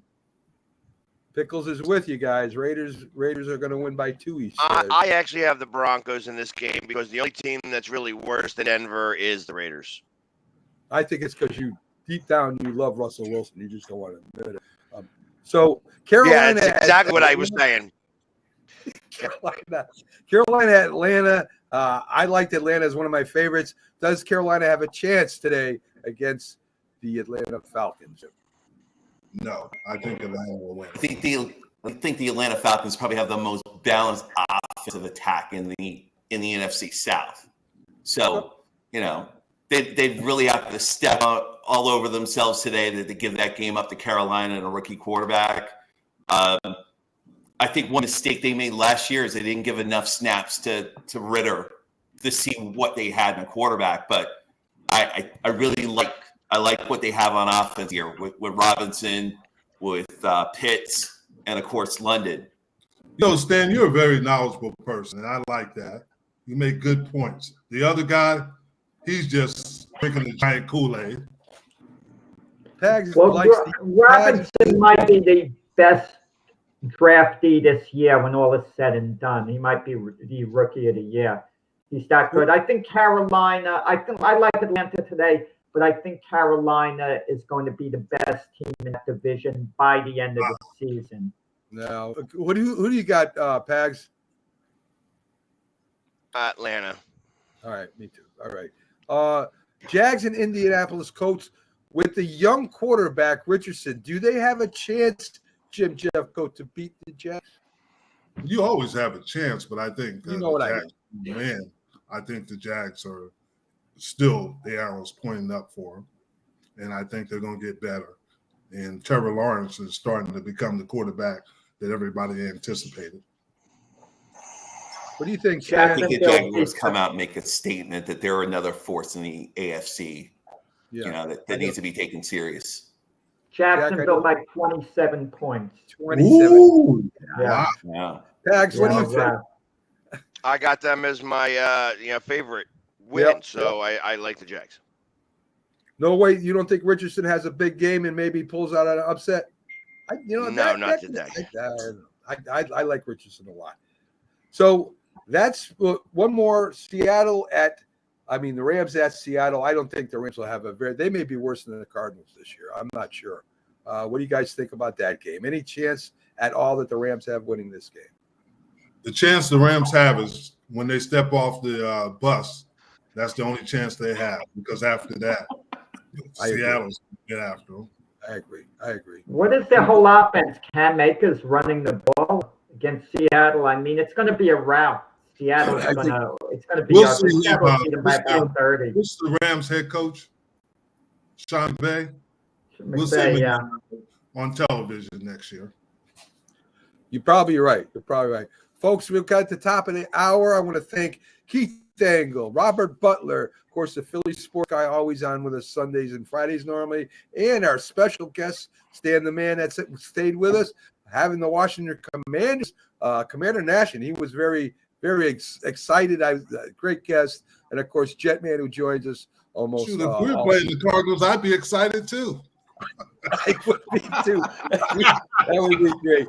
So, folks, have a great Sunday. Enjoy the games, and I hope more than anything that your team wins. We'll see you again soon on the Mac and Jack Sports Show.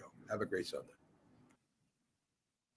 Assuming Staley doesn't override some of his play calling, or again, Staley's not a bad coach. His game management at the end of games has been very questionable. Some of his fourth down decisions are questionable. We might even see Mike Williams in the slot. I got Mike Williams on a couple of my teams. New England, all right, attaboy, John. I haven't got there myself. Of course, I want them to be there. I think they lose the game.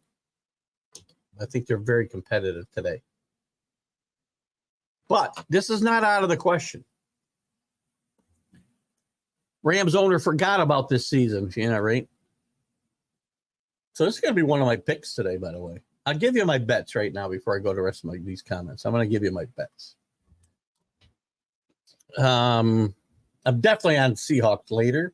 There'll be 3 bets. I got 3 bets left in the cigar box. By the way, so far in the season, 4-2 last week in just college.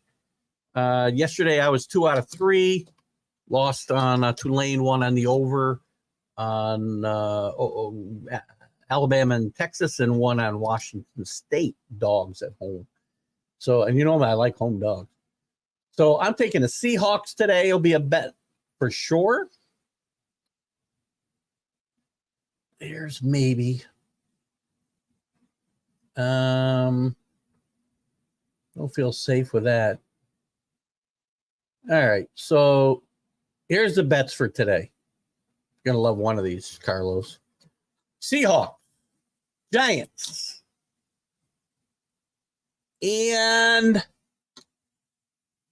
Broncos. How about that? Gonna be my bets today. Dallas. You're a Giant fan, no? 3.5 at home. Love that. Jets. Again, another game I said, how can the Jets possibly be underdogs at home?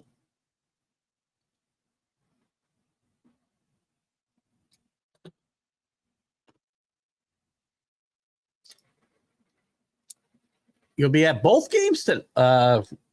John works at the Meadowlands, for those of you who don't know.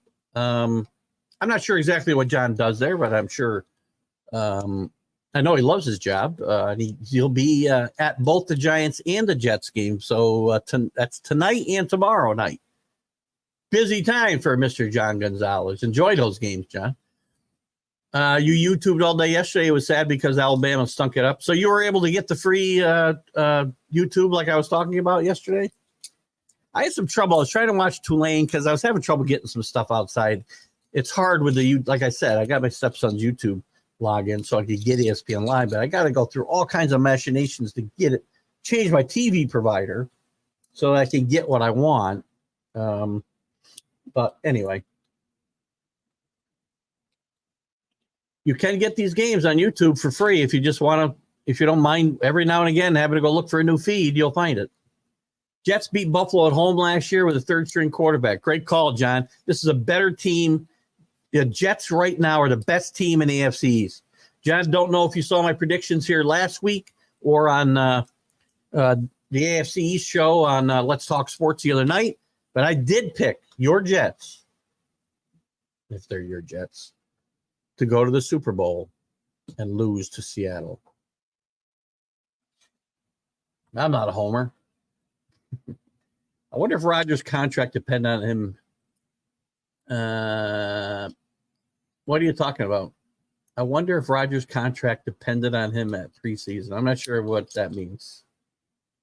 I'm not really sure what that means. San Francisco. I like Pittsburgh at home in this game, but listen, the 49ers, Brock Purdy's supposedly healthy. So this will be an interesting game. I expect Pickett to be much better this year. I think the Steelers will be in play in that AFC North, and I think a big part of it will be Pickett. I like Chicago. I did pick Chicago to win that division as well. I'm not sure if any of the teams behind them will make the playoffs. I do believe I took the Vikings. I don't have my picks in front of me right now. Or do I? Yeah, I do. I do have the Vikings making the playoffs. But I have the Bears winning that division. Washington, I do like Washington today, too. He's going to bear Sam Howell's situation will bear watching. Eric Bieniemy, a story that has kind of slipped under the radar, finally gets out of the shadow of Andy Reid, and he'll be the main play caller. He'll be the man on the offensive side of the football in Washington. It's going to be very interesting to see if he can carry over that success, and we can find out how much of that success in Kansas City was Eric Bieniemy and how much wasn't. If Eric Bieniemy can really have influence on this offense and Sam Howell, you're going to have a real 4-team race in the East. Not predicting that this year. I've done it. I fell into that trap with the team formerly known as the Redskins before. You think you're in twice? Well, pick twice. And I think I made it so you can only enter once, though, Kenny. Well, you might have used a different email or something. Whatever. If you want to make it fair, Kenny, just pick the same team with both picks. So you don't have two chances to win when the rest of us have one. Pick the same team with both picks. Fair enough? I like Atlanta today. We're going to get to some baseball here in a second as soon as we get through these comments. New Orleans. And I want to know, but as I get through the rest of these comments, here's some comments you can put up right now. Who is the quarter? I got 14 quarterbacks in starting since last year.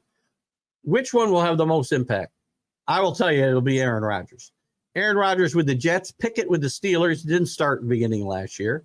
Watson with Cleveland, Stroud with Houston, Richardson with Atlanta, Jimmy G with the Raiders, Sam Howell with Washington, a team formerly known as the Redskins, Jordan Love with Green Bay, Bryce Young with Carolina, Mayfield with the Bucks, Ritter with Atlanta, Carr with the it's amazing how many new quarterbacks are starting this year. Purdy, Carr's with New Orleans, by the way. Purdy with San Francisco, and whoever the Cards play. Again, Kyler Murray's the quarterback, so I really shouldn't even include them. My pick is Aaron Rodgers, and after that, it's going to be Pickett. That's a lot of Italian sausage at the Meadowlands. I say it's probably a big sloppy mess. Cincinnati, we like. Tailgating, gotcha. Baltimore, we like. Panthers.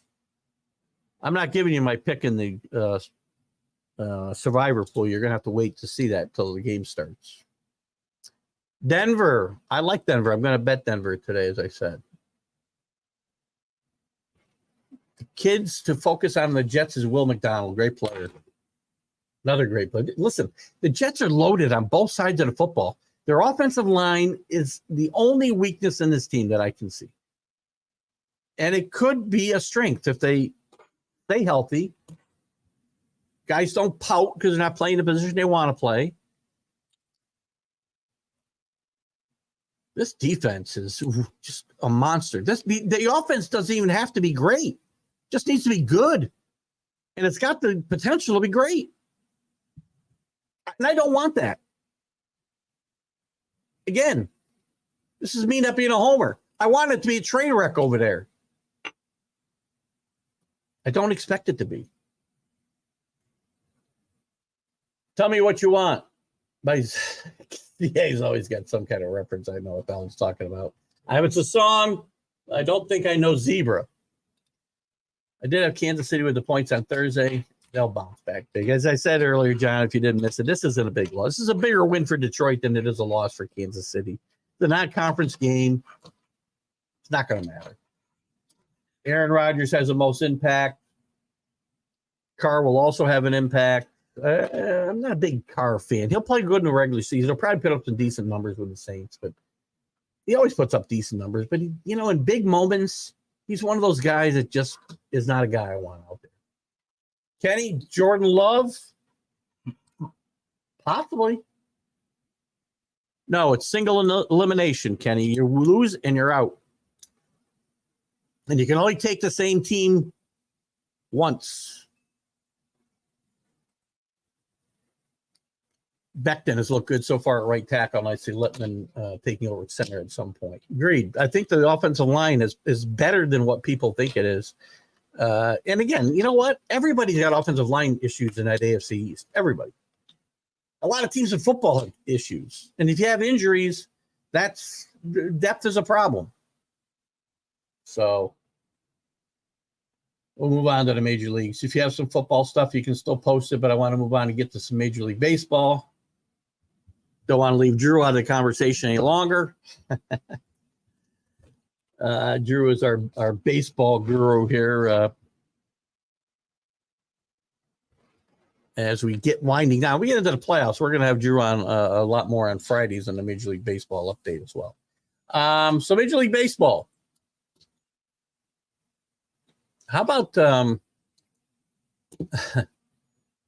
Severino got hurt again? By the way, the Yankees lose again. 30-year, as I said, a 30-year streak of over 500 seasons which is remarkable, by the way. It doesn't happen. I don't think it's happened in any other sport.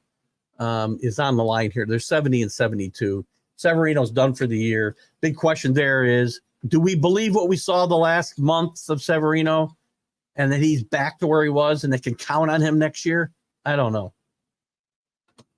I really don't know.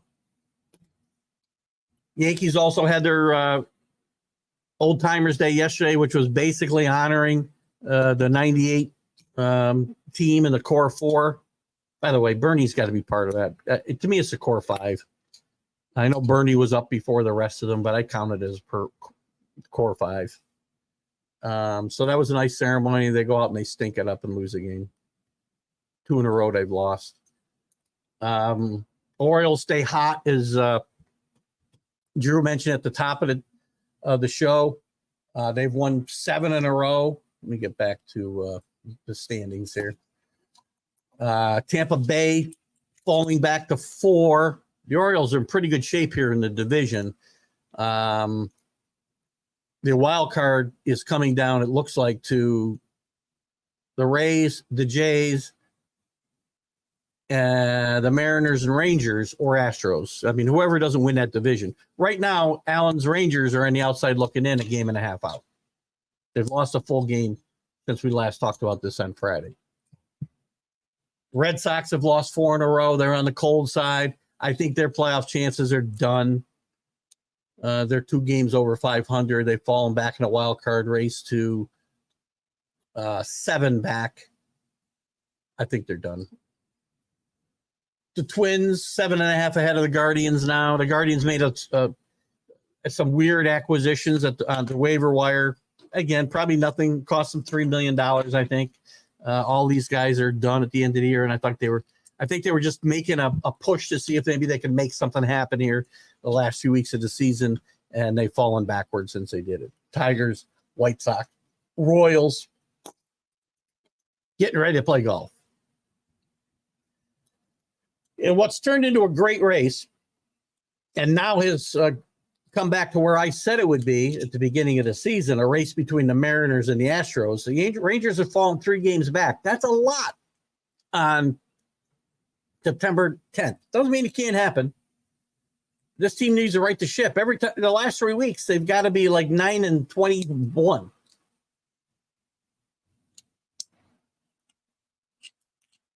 I don't think that's even possible. Let's say last month. The Mariners now have lost 2 in a row, though, only 4-6 in their last 10. It's the Astros who have taken control here. Seattle was in first place last week. Houston is the champion is a champion until you knock them off. Houston is, to me, is the best team in the American League. I said it before the season. I say it now. They'll be in the World Series, and Dusty Baker will get back-to-back championships, beating the Braves. Now the question becomes, can the Rangers save? Because here's the thing. We talk about this all the time. Perspective is an amazing thing. If you said to Ranger fans in March that on September 10th, you'd be, what are they? Where are you? 77. You'd be 13 games over 500 and a game and a half out of the playoff race. You'd be ecstatic. You would have been ecstatic. I don't think anybody can argue that. I'll get to your comments here in a second. Problem is now they played so good until the middle of August, beginning of August. Now they, petered away even the playoff spot for the moment, at least. And if they don't make the playoffs, they're going to think, it's a total disaster. So perspective is everything. Talked about it with Colorado, right? Expectations rise, and then when you finish where you should have, you're disappointed. You finish where you thought you'd be okay. You'd be very happy with a finish. Now you're upset. See, the same thing happened with the Rangers here. Let me get to a couple of see, Drew's got a bunch of comments in here. I got to find the right mouse.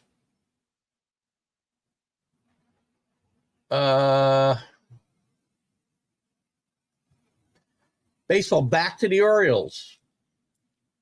Pitching has turned around better. Oh, absolutely. You know what? They didn't make moves at the deadline we thought they'd make. They did pick up John Flaherty. But as Drew says here, these kids, guys we barely know anything about, Bradish, Rodriguez, Kyle Gibson, we know his name, have pitched well. And this team has got the second best record in baseball, and they won 7 in a row. They're chasing down the best record in baseball. Great job by the Orioles. It's possible Severino's done. I don't think they can go into another season counting on him. He pitched really well the last month till he got hurt. Pretty well. Much better. But, he was the worst pitcher in baseball for 4 months, 5 months. However many months it was. I think you're probably right. I think he's probably played his last game here. John agrees. Severino's a bust. He teases every year, though. He pitched so bad this year, and then he pitched so well, you start to think, can we really can we let him go? But the Yankees' problem is, I think you have to. His track record now is he's either hurt or he pitched horrendous. And the Yankees have a history of being afraid somebody will go somewhere and do very well. We were stuck with Gary Sanchez 3 seasons longer than we should have because they were afraid to trade him. They were afraid what he would do somewhere else. Well, he's shown he couldn't do anything anywhere else. And in my mind, I don't care if he goes and wins 20 games somewhere else. He's not going to do it here. That's the point. Somebody comment on my video feed, would you? Because as I'm watching me, I feel like I got a little of that Max Headroom thing going on. George Kirby mouths off after a bad outing, saying he's been overused, then apologizes. Well, some things you can't take back. You just called out your manager. And this is part of my problem. Again, this goes back to what I talk about with the pitchers and the way that they're babied throughout their careers. Then when you need to lean on them, and you're one of the most important people on that team, and George Kirby's a very important person in that team, in that rotation, I need you down the pennant race, and you're going to tell me you've been overused. It's because the way you've been babied through your entire career to be programmed to pitch 90 to 100 pitches and sit out a start here and there. And this is the result. Guys don't expect to have to be out there when the team needs them.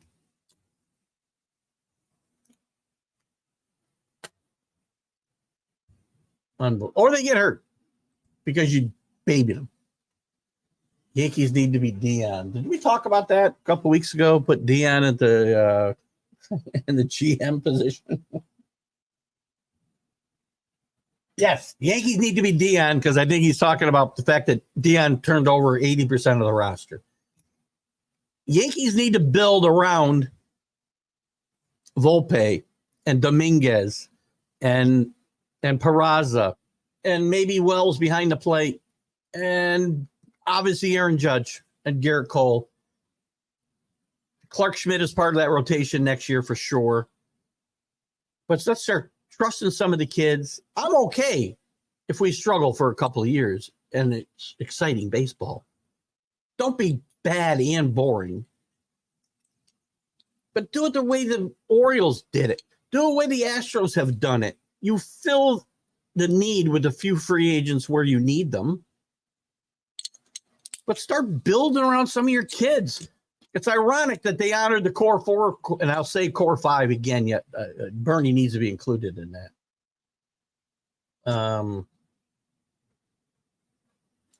Much of that team, was built around guys that were part of that organization their whole careers. And then they brought in pieces like Paul O'Neill and Tino Martinez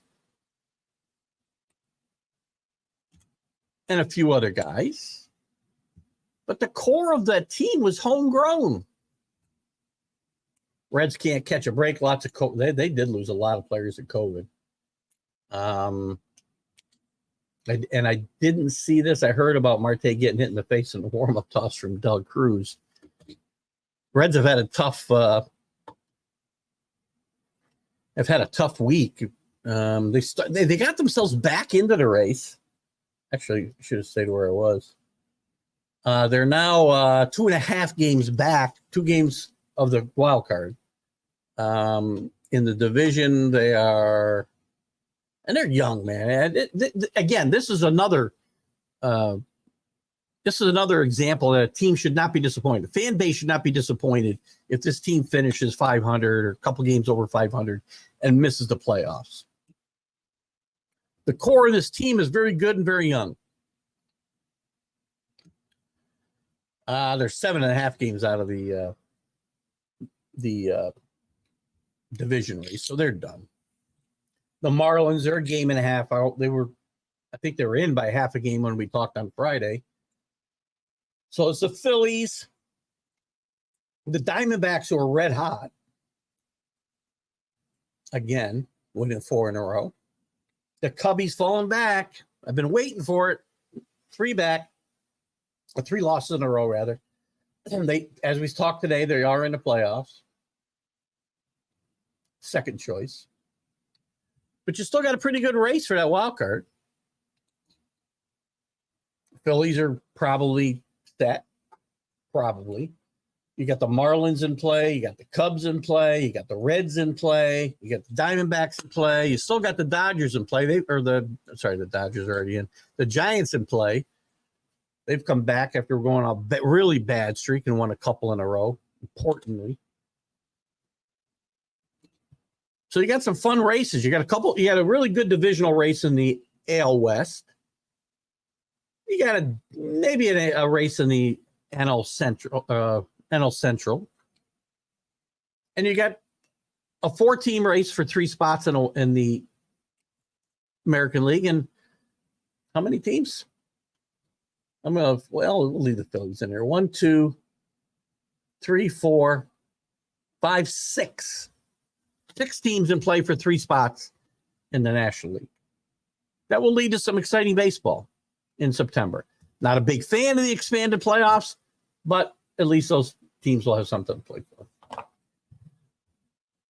Most of the players acquired in the trade deadline moves have been busts. That seems to be the case most years. I mean, every year you see a few that Cepeda worked. Not Cepeda. Cespedes worked out well for the Mets when they got to the World Series.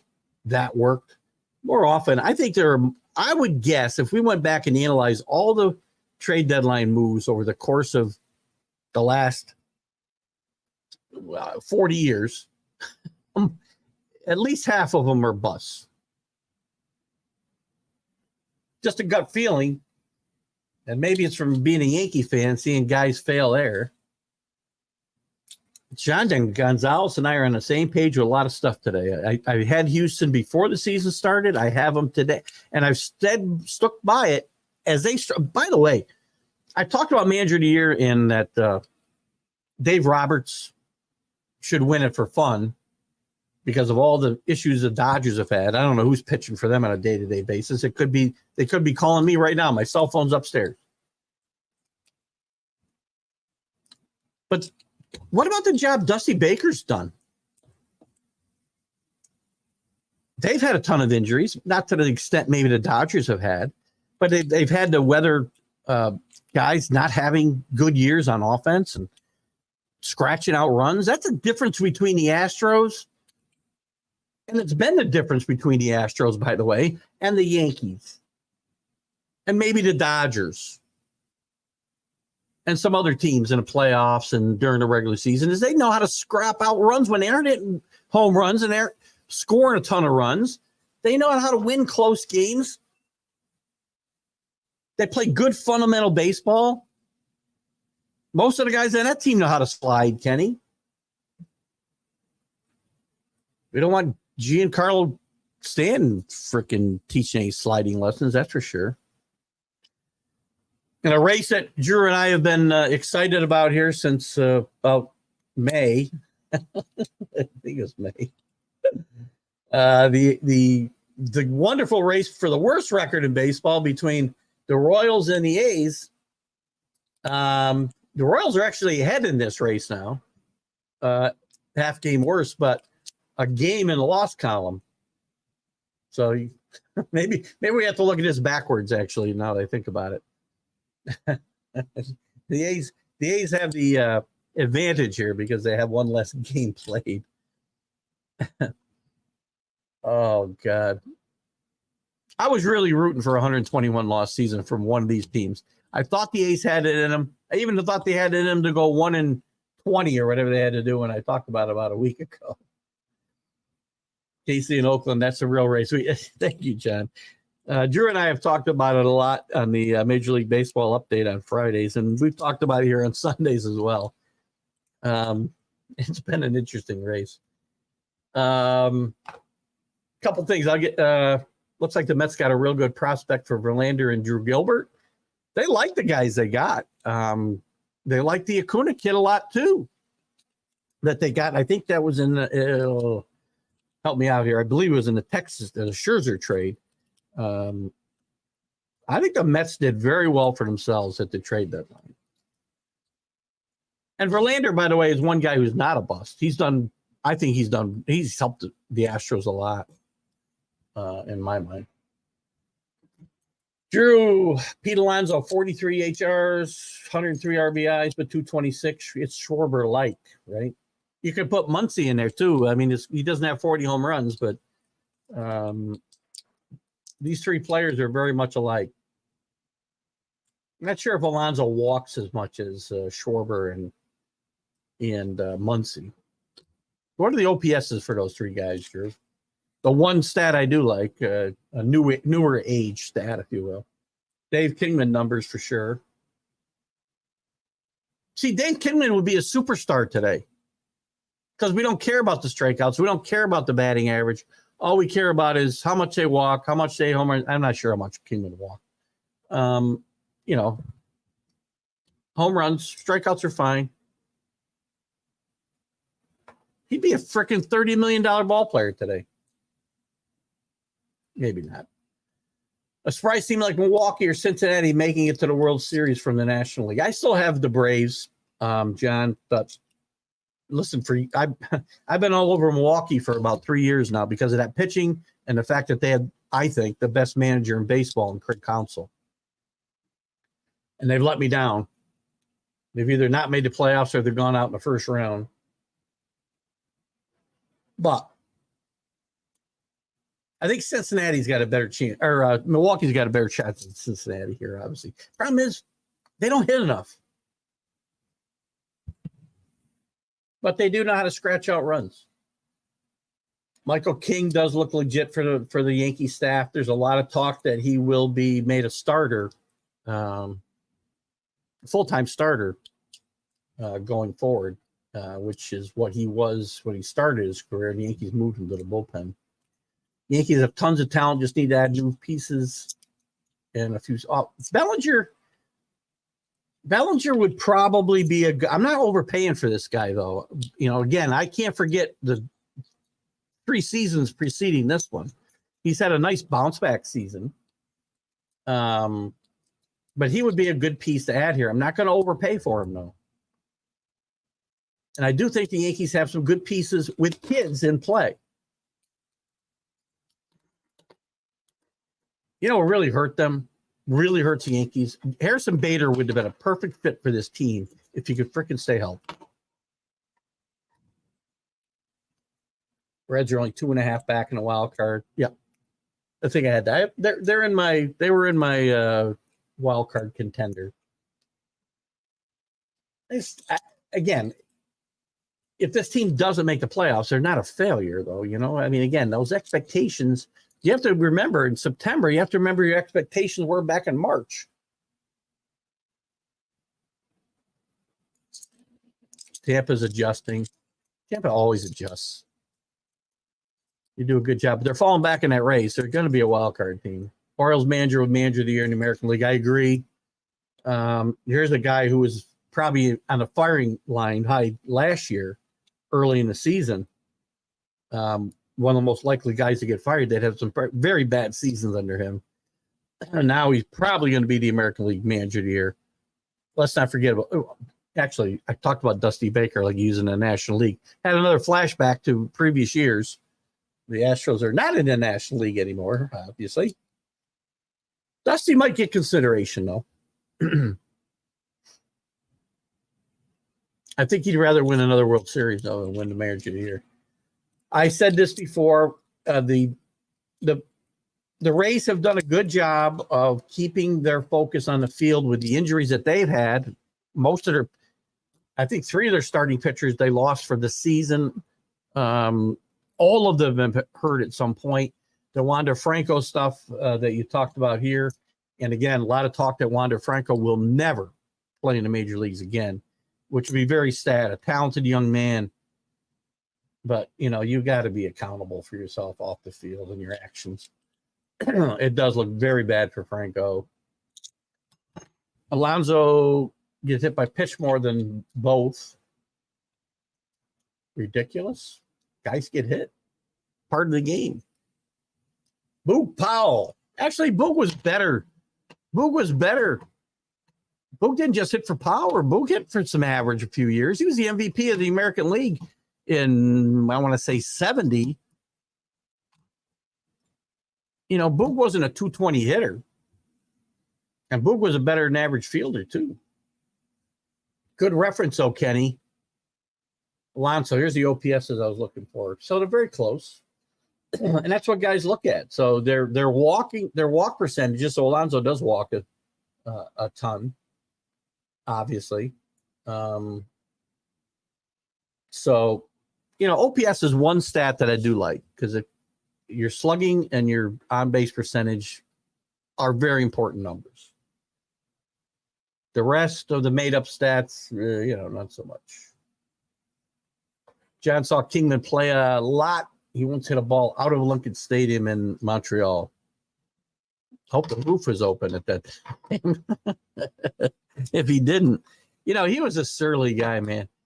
He played with the Yankees for about 5 minutes in 1977 or 8. I can't remember which World Series year it was. They tried to get him on the playoff roster and it couldn't.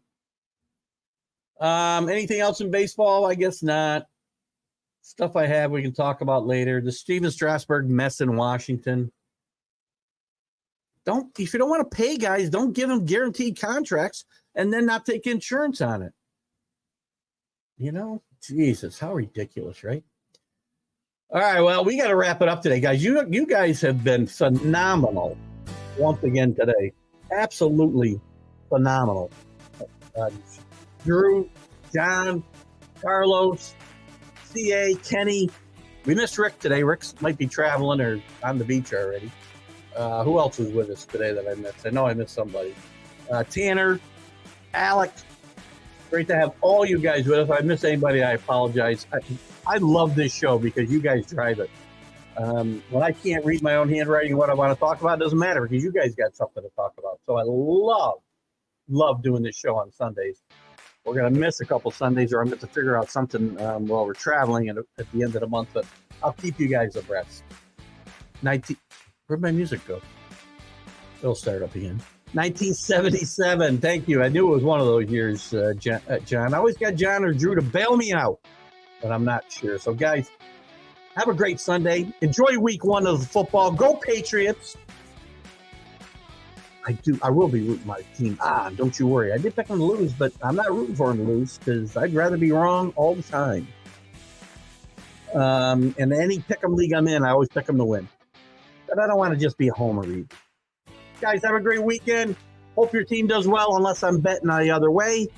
We'll talk to you next Sunday with the Steamer Consciousness. We'll see you sometime during the week with the football huddle. I don't know when it will be because of college football huddle, because of work obligations, but we'll fit it in somewhere. And then we'll see you Friday with Are You Serious, the Major League Baseball update. And hopefully with my good friend, Dan Harris. Keep a good thought in your head for Dan with the Let's Talk New York Sports Show. Guys, have a great Sunday.